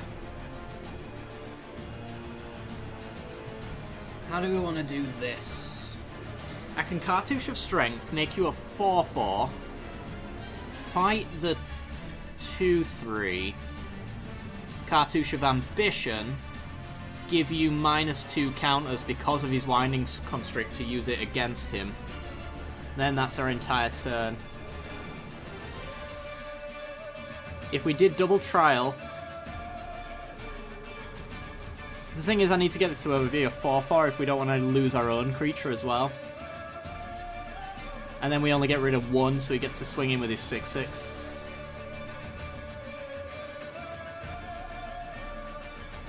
We actually do it in this order, actually. The cartouche first.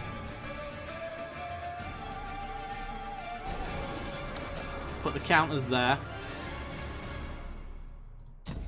Because now we fight and we gain life.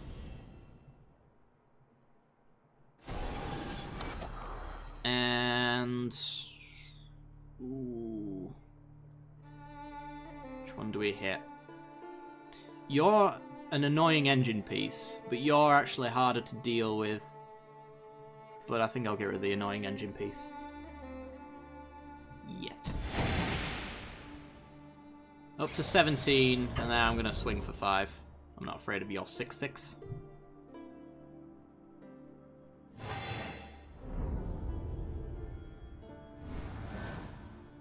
I think we should just be able to out-tempo him here.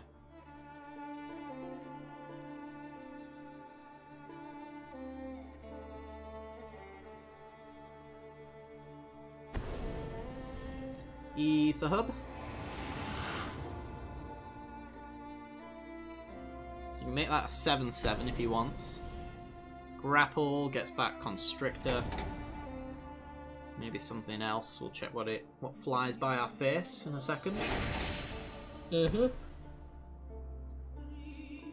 that's actually an 8/8. Skyrider Elf. So this is like all encounters. I see.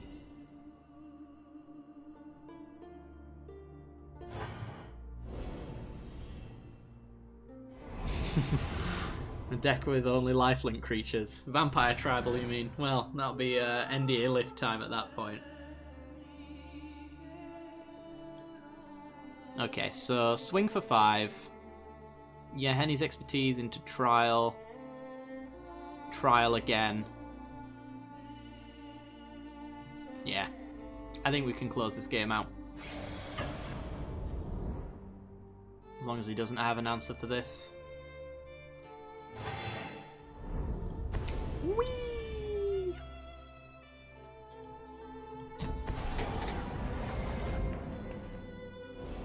Get rid of your Rampager.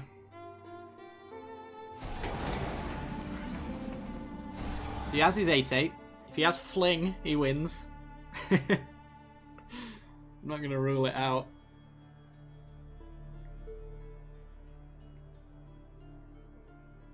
So we all know Thelona makes just as janky decks as I do. Ooh, Pulsar Marassa. Okay. Bought himself a turn. Is that Constrictor again? No, it's Walking Ballista this time. Walking Ballista X1.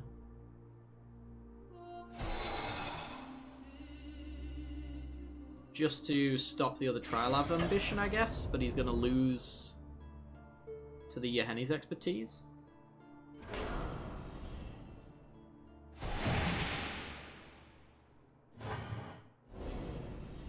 Okay, you get some energy.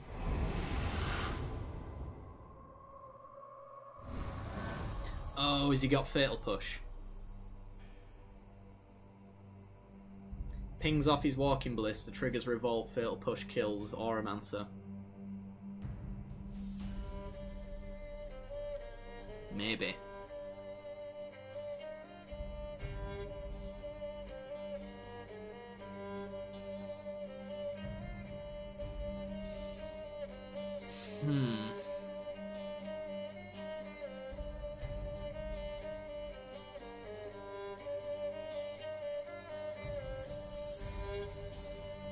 So do I trial him first? If I trialed him first, I wouldn't have much left over. He's either got it and he might win, or he doesn't. We'll see.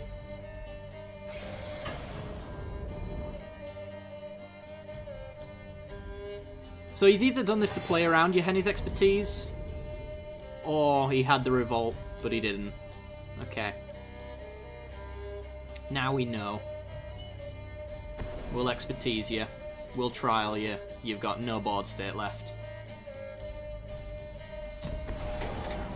Didn't want to crack that just in case he could sack it to this trial, I guess. And then we'll Cartouche of Knowledge. Huh.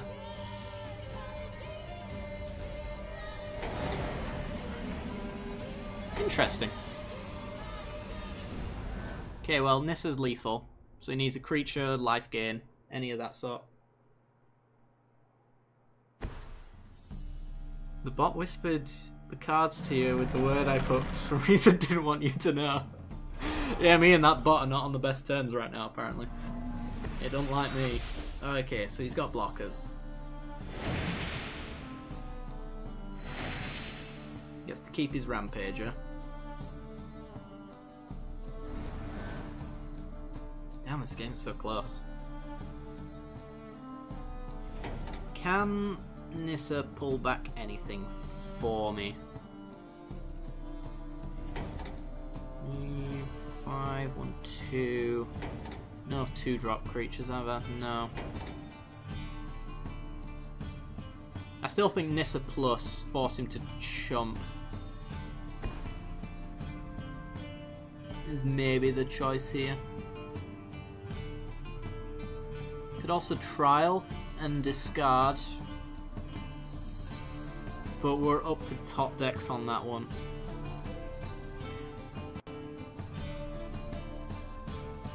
So if I plus up to 6, he hits me down to 3, and then the -3 gets me back a card if I need it. But then he minuses and he can stop me from doing that. I'm gonna go with a trial and hope we get something good.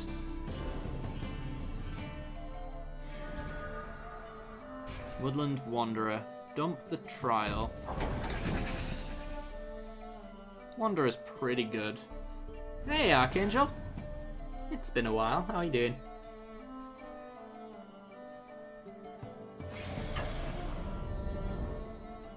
Iron Shield Beetle. When this is battlefield, put a 1/1 counter on target creature.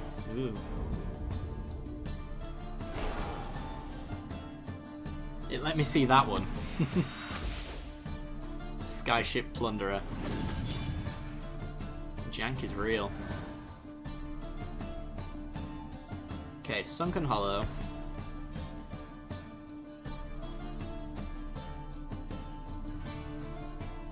Are we just short of Nissa here? I think we are. I'm gonna go Woodland Bellower though. Woodland Wanderer. Oh, we could have Nissa'd first. Oops. My bad.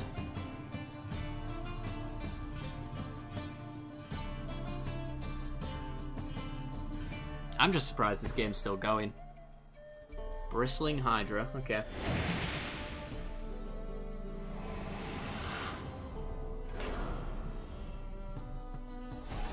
Countering up. So you can get him with the Plunder and he can start ticking up Nissa, which is a really cool combo. Is he gonna just win? I've used all of my board wipes. I need to be able to bounce my trials back.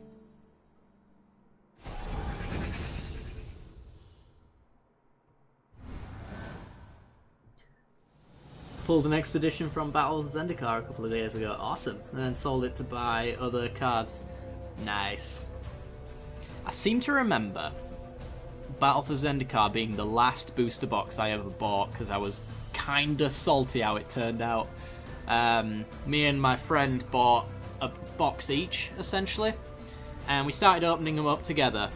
And he was opening up all of the mythics, expeditions, left, right, and centre, and I was getting the worst of the worst. Bulk rares and mythics, left, right, and centre. It was just so bad. I think I have to do this. Grab Cartouche of Knowledge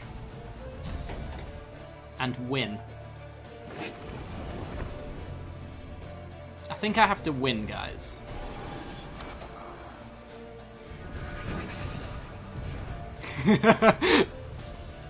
Yeah. I probably could have seen that line a while ago. It might have been there for a while to just win like that. But I was just like, I could get a cartouche back which gets me my trials. And then I was like, oh yeah, there's a flying one in there. Wonderful. Winning's a good strategy. I'm with you there most of the time. Needed an Omniscience, an Iona, Shield of Emeria, Avacyn, Angel of Hope, Carador, Go. Oh boy. That's quite a list. Well played, sir. Well played. I actually thought you had that for a moment. It really just turned south quite quickly. Omniscience is so good. There's if you've ever watched any of Travis Wu's videos, most of you probably haven't, I wouldn't imagine, because he's been banned from Magic for not moderating his own stuff, but he did build an amazing 5-colour deck that used Omniscience on turn 4, I think, and then starts churning out Cruel ultimatums.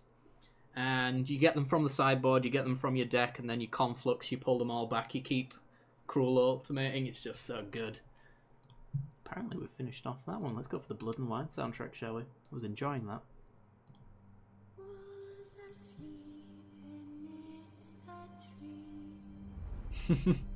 Yeah, tons of blowouts.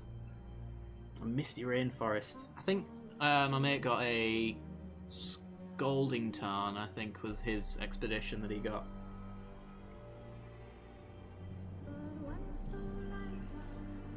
I don't know if I copied the deck list down, actually. I might be able to find it on my Goldfish page. Hang on. Yeah, we'll keep this one. Let me see if I can find it. I think you guys really love the look of it. It's pretty hilarious. Yeah, here it is. Alright, let me just make it public.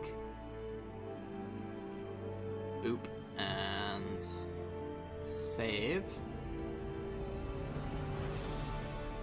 There you go. That is a deck and a half. It's very expensive, but I was very tempted to purchase it all the same.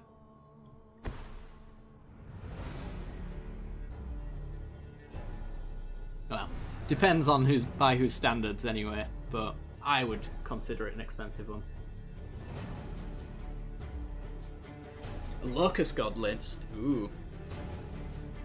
No, one of my mates' current commanders, they use this quite a lot. It's a Locust God one. It's a lot of fun.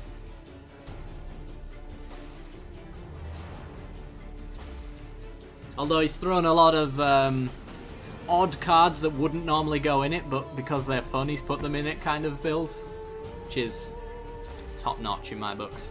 Let's go ahead and stockpile, I guess, just in case we get an Evolving Wilds next turn.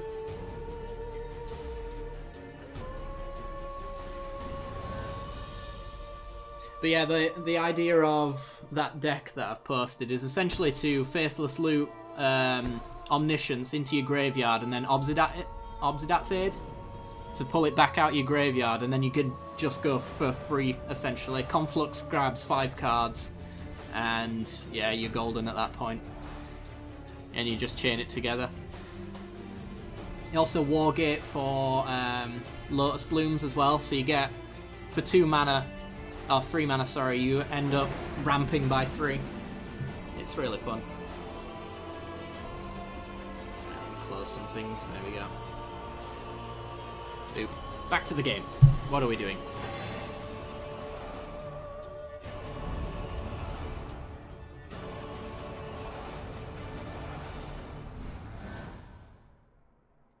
Declaration in Stone, eh?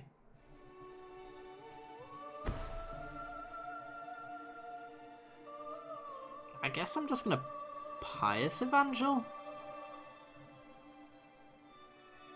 Sure, why not?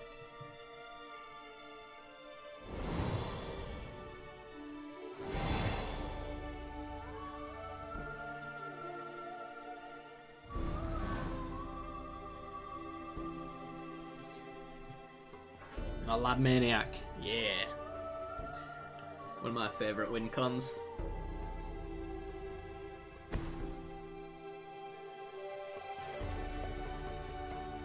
I can't remember, what is the name of the card? Is it Mana Flare? Let me just check. No, it's not that one. There is, in fact, it's in my Krenko deck. If I can find that. Goblin Hordes. What's it called? Enchantments. Enchantments. Mana Echoes, that's the one. So whenever a creature comes into play, you add 1 mana to your mana pool. So that combos really nicely with Locust God as well, because you just, every single time you draw, you gain like 19 million mana. It's a lot of fun.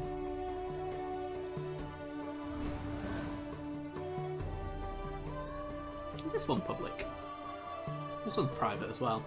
No, I private everything. Boop, and unprivate. Show you off my Krenko deck if you like. Renegade map, go!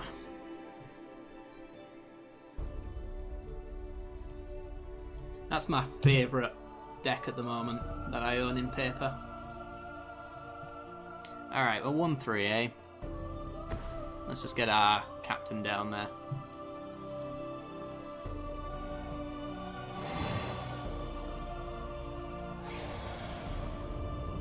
And pass the turn. Right, I need to pay attention to the game now. Getting a little ahead of myself.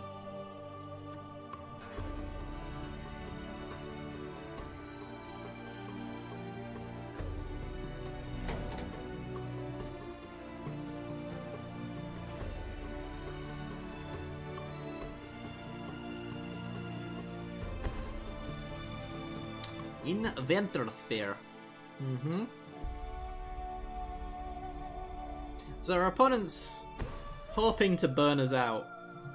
What he's going to find is that it's going to be very difficult for him to do that. Because I'm going to crack this, trigger Revolt, play Anointed Procession, and start gaining 2 life a turn. And then Militia Captain getting us 2 tokens. He's going to need to answer these 2 cards here if he wants to stay in this game. And even then I can just Declaration in Stone his Fireweaver whenever I feel like it.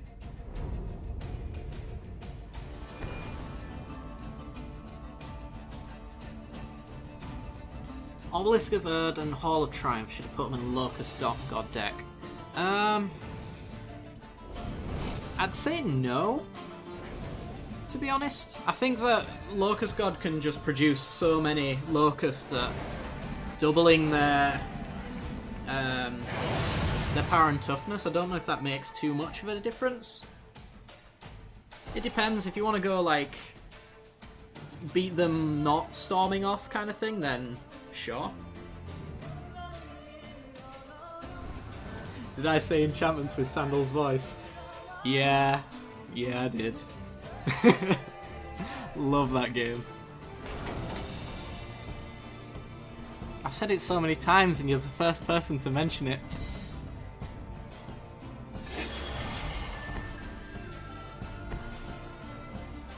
If it wasn't such a long game, I would probably play that on the channel. But it's so long. Alright, we gain 2 servos, which gains us 2 life. And he needs to remove a creature, otherwise we get a 4/4 next turn.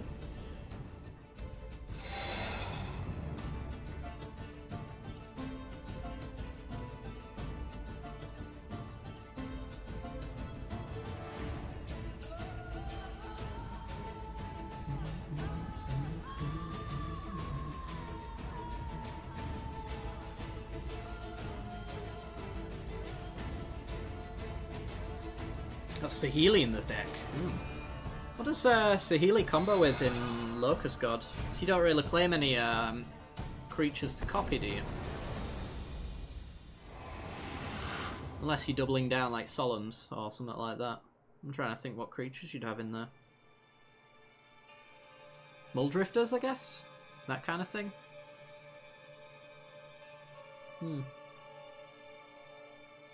But a Muldrifter's too slow if you want to copy them. Because you have to, what's-the-majigger 'em? Evoke them.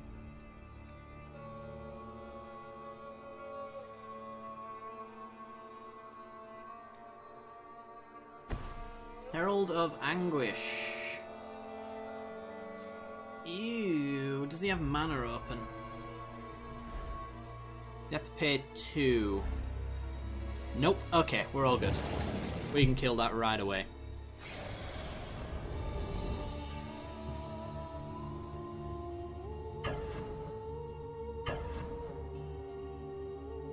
No blocks here, because I want my militia captain to flip.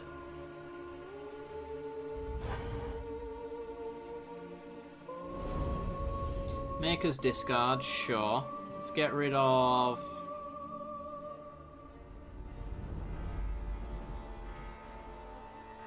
4 mana. Guess I'll get rid of the Never. And then we need to remove this. Because he messes with our stuff and I can't be having that. Might as well use the Anguished Unmaking since it leaves us with 1 mana and we're going to be sacking there. Yeah. Goodbye, thing that could disrupt me. 1-4 and a 1-3. We'll get in with our 4-4 then.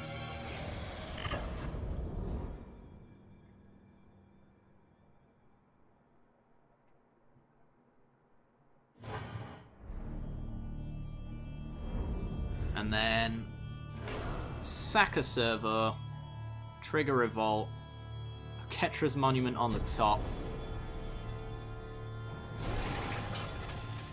Ooh, a young pyromancer. Nice.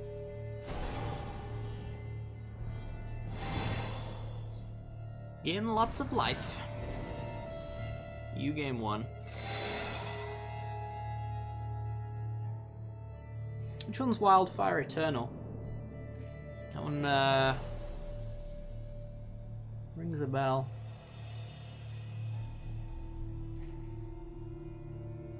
Okay, is he gonna pay? Yeah, he is. Seemed like he should.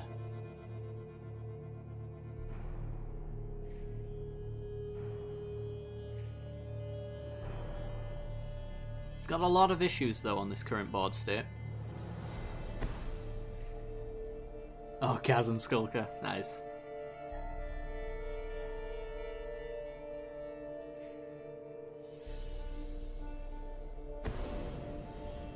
Oh, Anguished Unmaking. Goodbye, 7-7. That's fine. Could be worse. Jackal Cleric. Zombie Jackal Cleric. Sorry. 1-4 with Afflict. Oh, yeah, I know the one you mean.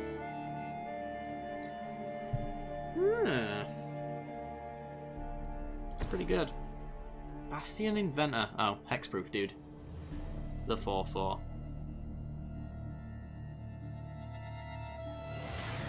Sure. Probably switches them over. Would be my guess. Since I can't target it, I have a big body to block. No? Okay. 2 big medium bodies, I guess. Getting in with his 3-4.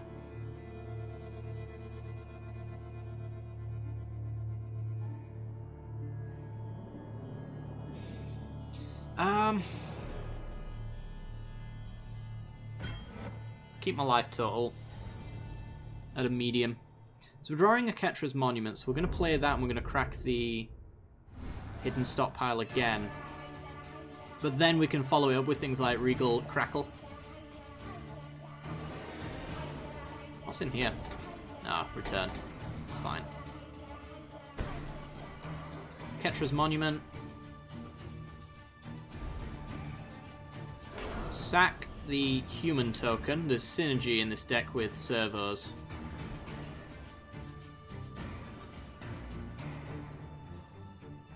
I actually need my land drop, so I can't take that.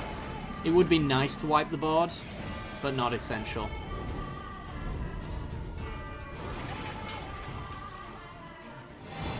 Any way in Duels to make copies of enchantments?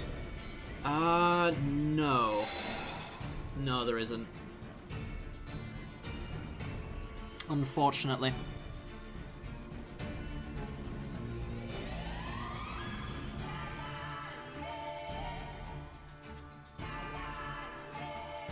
This deck sounds sweet, Archangel. You're just throwing out loads of jank and I'm loving it.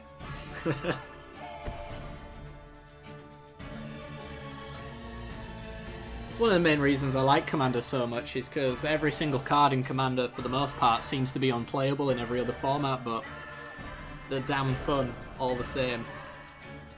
Okay, unblockable dude coming in.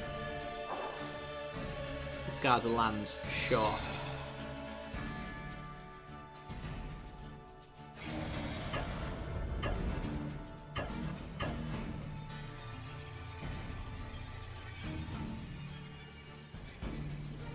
Okay. I'll jump a little. Oh, it's unblockable. I'll jump a little.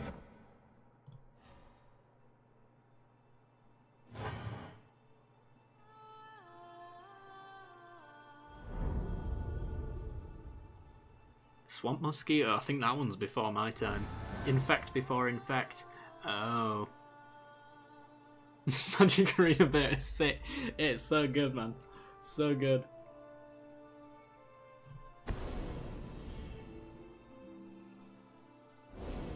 Alright, give me some tokes.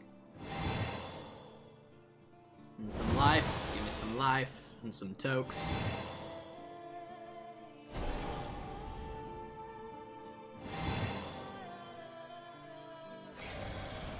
Not bad. We keep durdling. Our opponent hates us insanely. There's a burning fire of how much our opponent hates us right now because we should have died 9 hours ago.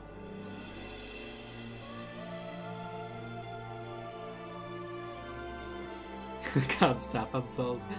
I'm so glad you're easy to please.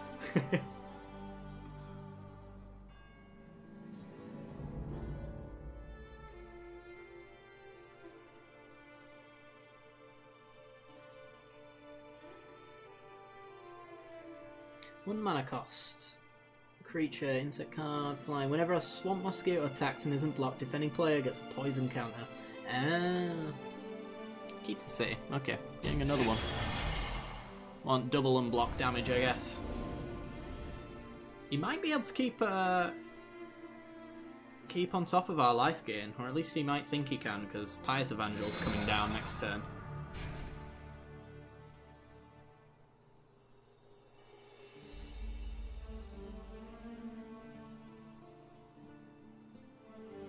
And I get to Declaration in Stone a few things as well. So that Fireweaver and probably the Thopter tokens are going to go. Depending on what he does here anyway.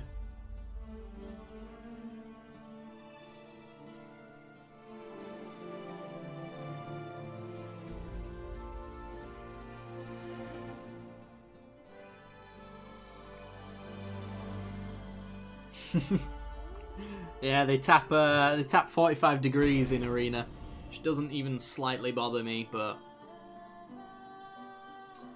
for some it does.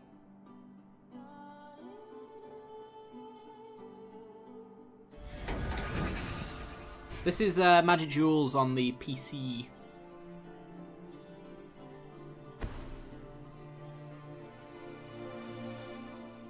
But yeah, it is on it's on Xbox One, I think, as well. But not 360, if memory serves.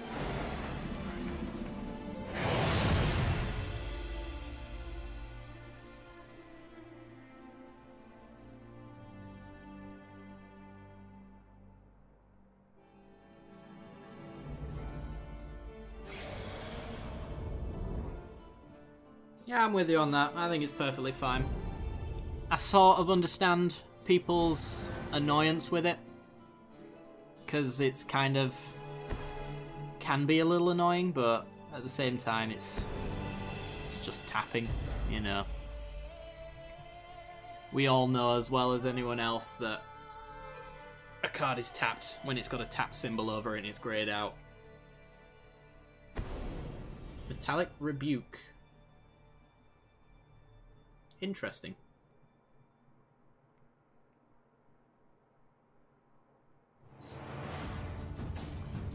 What my opponent is doing here is preventing me from cracking my hidden stockpile for a turn. I'm fine with that. I can survive.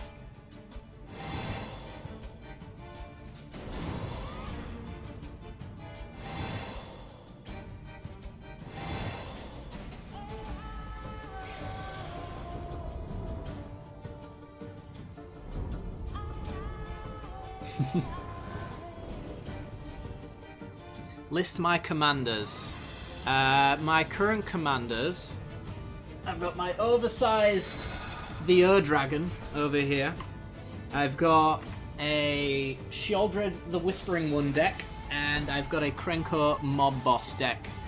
At the moment, I'm currently have a half-built Karamitra God of the Harvest Enchantress deck on my desk, and an Okagachi 5-color big creatures, whatever I feel like playing deck as well. Okagachi's the dude when you deal combat damage, you exile things if they attacked you, so he's not the best commander, I wouldn't say. Probably do Child of the Halara over him, but...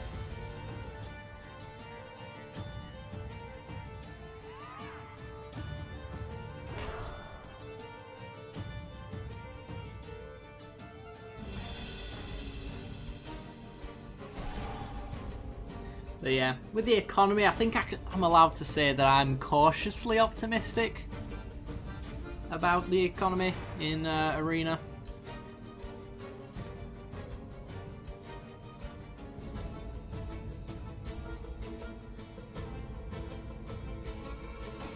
What state did he leave Duels PC in? An alright one. The two-headed giant matchmaking is a little bit annoying, in that it's quite annoying. They stopped before Hour of Devastation, so they didn't quite finish the block. Armenket was the last set, essentially. But other than that, the game runs fine. Don't really have any issues other than that.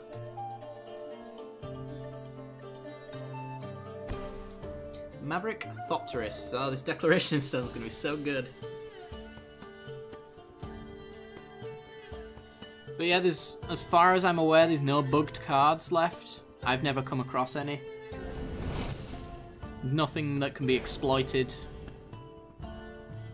Yeah, seems fine.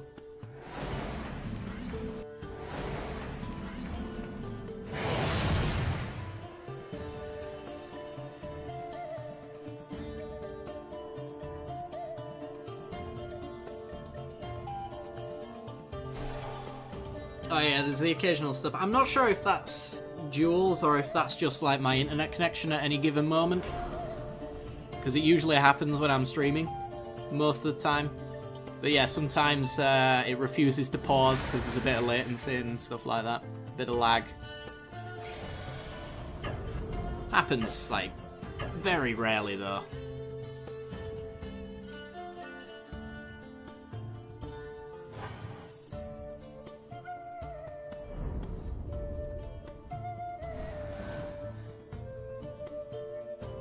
Interesting.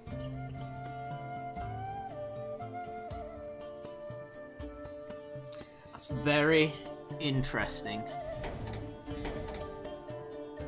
So, shall we just set up a lovely Almondal for next turn? I think we should. So, Westvale Abbey.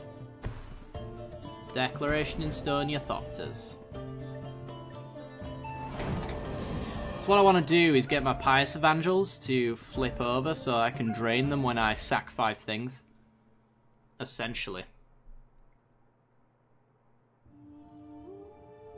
I'm just making sure that I can survive without the extra life gain from the Pious Evangel.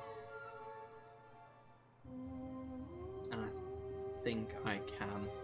It's a little risky though. I could deck in stone the Fire Weaver.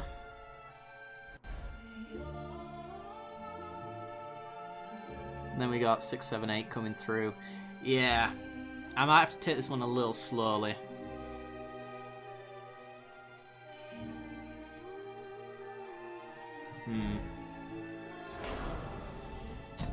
Slow and steady wins this race.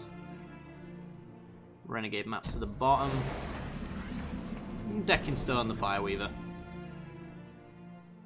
I think that'll be fine. He gets a clue, he gets the scry, sure.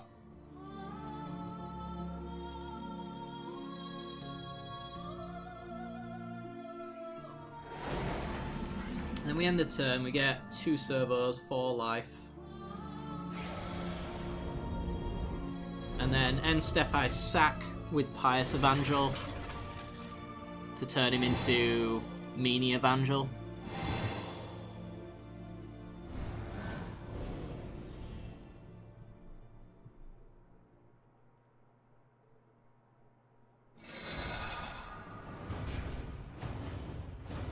What sets are in Arena thus far and how many they're going to put into it? So far, right now, it's Ixalan and Rivals of Ixalan. It's going to be all of Standard upon release. Whether release means when the NDA gets lifted or when it just becomes open is another question.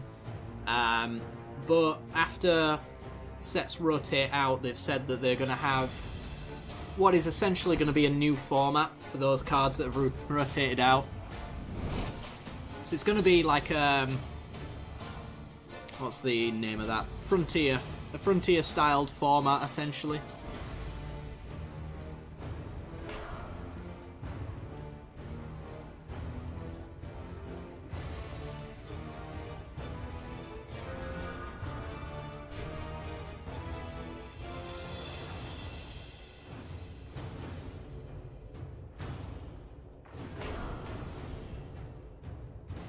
Yeah, don't worry about it, Skill Juice.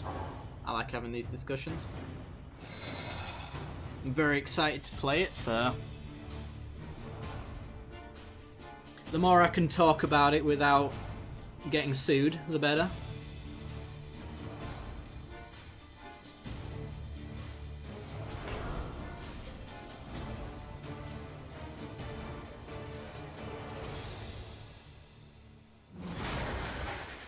Five, 6, 7, 8. Last card in hand. You can only deal 11 to me right now with the key to the city. 5, 6, 7, 8, 9, 10, 11. Any other blocks would be lifelinking.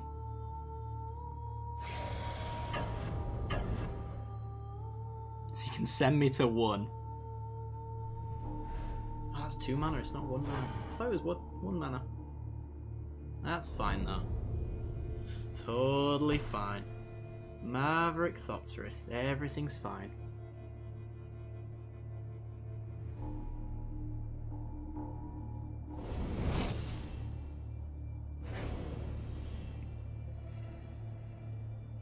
Nothing wrong here.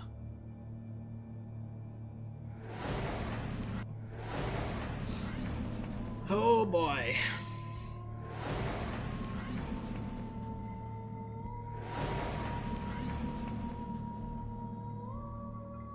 Does he want to move over his Inventor's Goggles to the Thopterist? Probably not.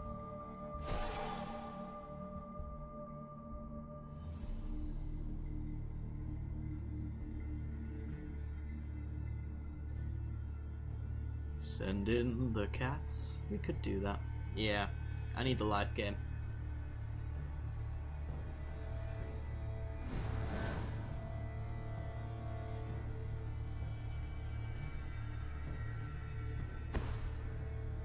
So I could send in the cats, gain 8 life. There's also return in here for 2 2/2s, which is 4 life.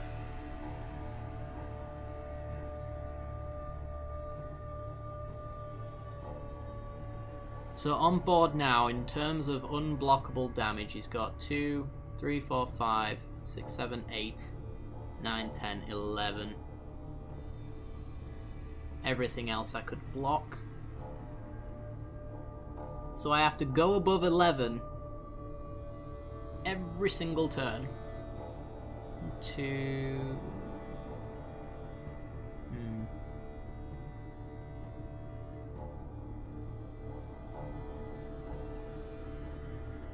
Yeah, I think we're sending in the cats. Unfortunately. And then I can never, for an extra 4, sack them for an extra 4. I think that buys me enough time to do what I need to do.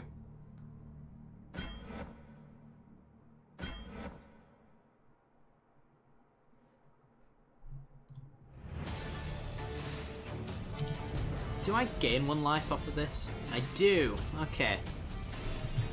Yeah, let's do that then. Let's take 1.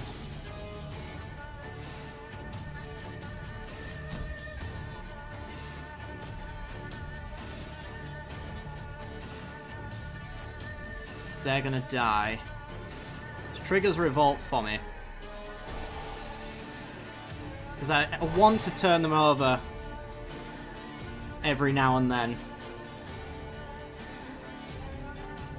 So I can get this Armandal flip perfectly set up.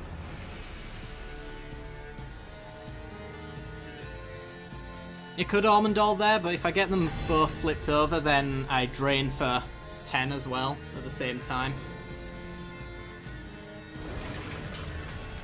So gain 2.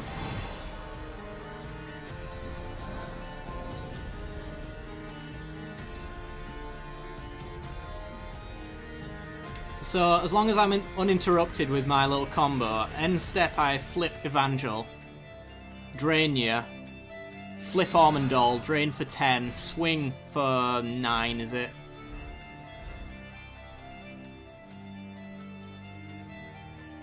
And then I trigger my hidden stockpile, which we can keep sacking and draining.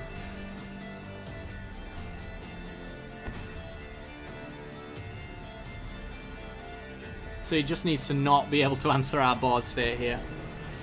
Reverse Engineer, draws cards. Tap your Thopters, go on. You can tap his equipment. Certainly.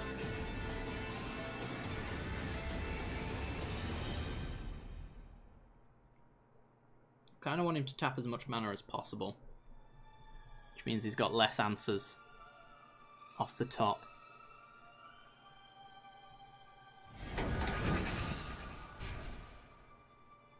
Who's everyone's favourite Planeswalker, former Planeswalker, and why? My favourite Planeswalker. I do like Nicol Bolas, the original Nicol Bolas. It's pretty sweet. Don't see him very often. I watch Vintage and Legacy Cubes, and that's about the only place I ever see him. But when he's there, it's a lot of fun.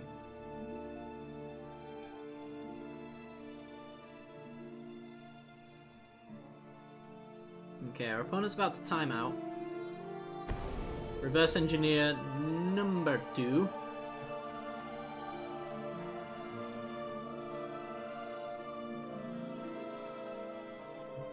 This guy's gonna get drained so hard, and he's just dropped his blockers. Oh boy. Oh, we're in for fun times now.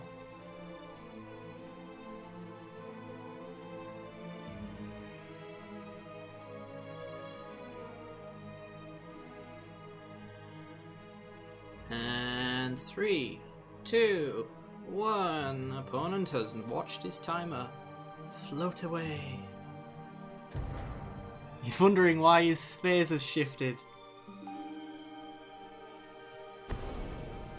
Harnessed Lightning. Oh boy, that lag. Yeah, that's occasionally a thing. Why can't What is going on? Come on. Do I have to wait for the UI? Sometimes it does break, I will say. I guess I'm gonna have to sack it to a hidden stockpile instead. I don't know, I suppose I'll just let it go. Oh, there we go. Boom. Right.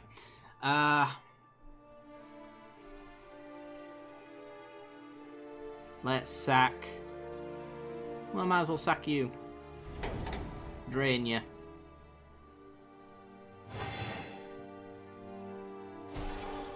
You just had to respond while not pausing, apparently. Okay, so we don't get our full lag special, our full Ormondal special. But we still get a pretty hefty one. Oh boy. Okay. Transform. And we can actually play Militia Captain as well off of this. 1, 2, 3, 4, 5. Drain, drain, drain, drain. Gain 5, lose 5. Get a 9-7. Get a Militia Captain, get a 1-1.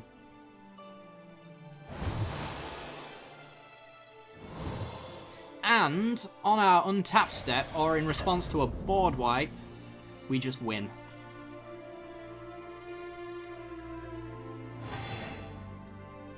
Alright, so our opponent has to deal 32 to us right now. Good luck, opponent. If he wipes the board, he loses.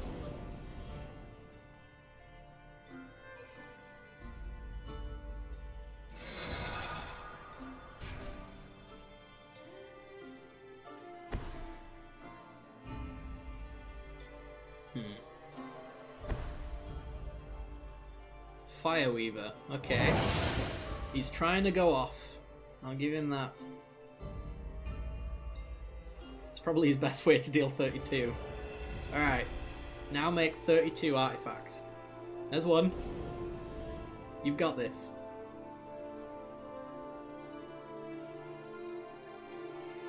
I just hope I draw a planar outburst now. That'd be so many triggers. But just hilarious.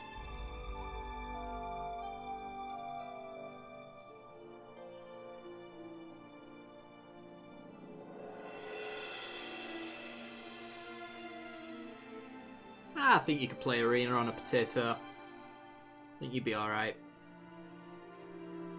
The animations aren't like that crazy, to be honest. Harnessed Lightning. Ooh, okay. Did he have the 4 energy? He did. Alright, ping you. So he's not dead yet.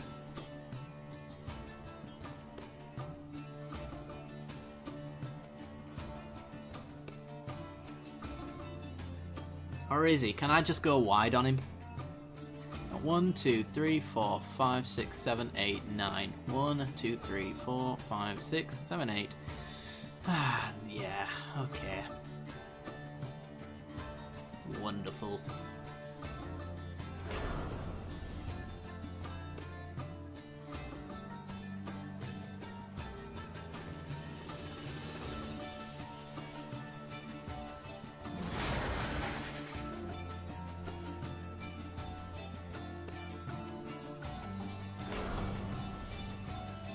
Alright, he's going in with his unblockable strategy.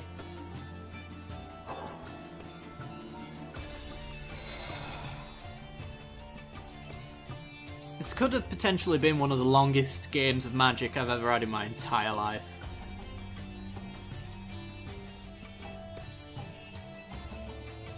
Can it handle 50 permanents and 10 triggers a turn?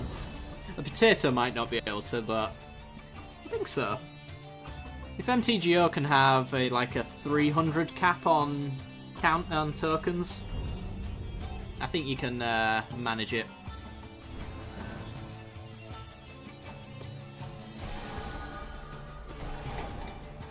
Alright, there's a return in there. Let's just do that, that, and win. It's swinging time. Good luck blocking it all.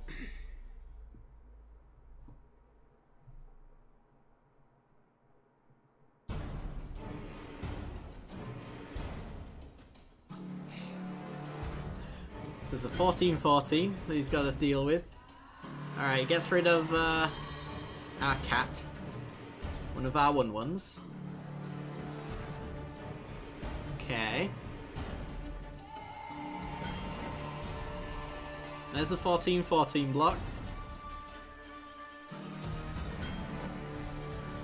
I think he's trying to work out if he's actually at 1 here, or if he's just straight up dead. Which, the answer is straight up dead unless those 2 cards are good. So still 8 coming at him. He's double blocking a creature. Yeah, he must have something in hand then. Duels handle 4 copies of a card. Yes, yes it can. But only the commons. It lags out when you don't play commons.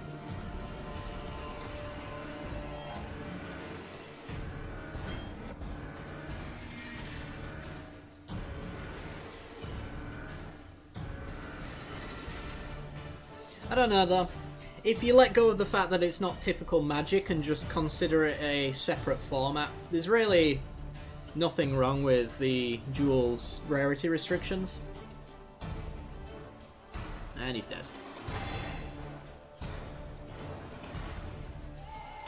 And in fact they can be quite entertaining as far as deck building and freedom of that kind of nature is concerned.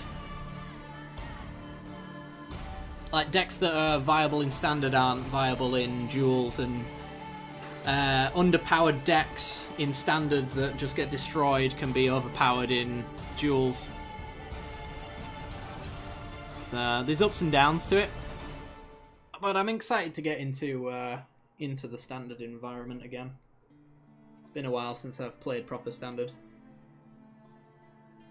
I think the I think Duels has crashed. Oh no, there he goes. Alright, wonderful. Alright guys, well, I think I'm gonna leave it off here. It has been an absolute pleasure chatting with all of you guys. For all the new faces, welcome on in. I hope to see you all in the future as well. The future is gonna be Saturday, gonna be a non-Magic related game stream. I can't do the Wednesday stream like I thought I would, because I am working. Next Monday we'll be back again for Magic Duels, hopefully. On Wednesday, actually, the arena stream. No, it didn't crash. It's still very much, it's very much going. Yeah, hopefully on Wednesday the new arena stream gives us an exact date on arena's release. We'll see. I'm not sure. If you are from Twitch as well and you want to see more Magic content and other non-Magic related gaming content as well, I do have a YouTube channel. Link is down below. Yeah, I'm sorry about that, Archangel. It's the busy one for me, but yeah. Anyway, guys, be sure to follow to get notifications when I do go live in the future. And if you want to support the channel, you could add towards the Arena Fund, which is coming on quite nicely. Thank you very much to everybody who's donated and subscribed today. Really means the world to me, and it helps out a lot as well. And I think that's about it, really. Thanks, everybody, and I will see you all next time. Bye-bye.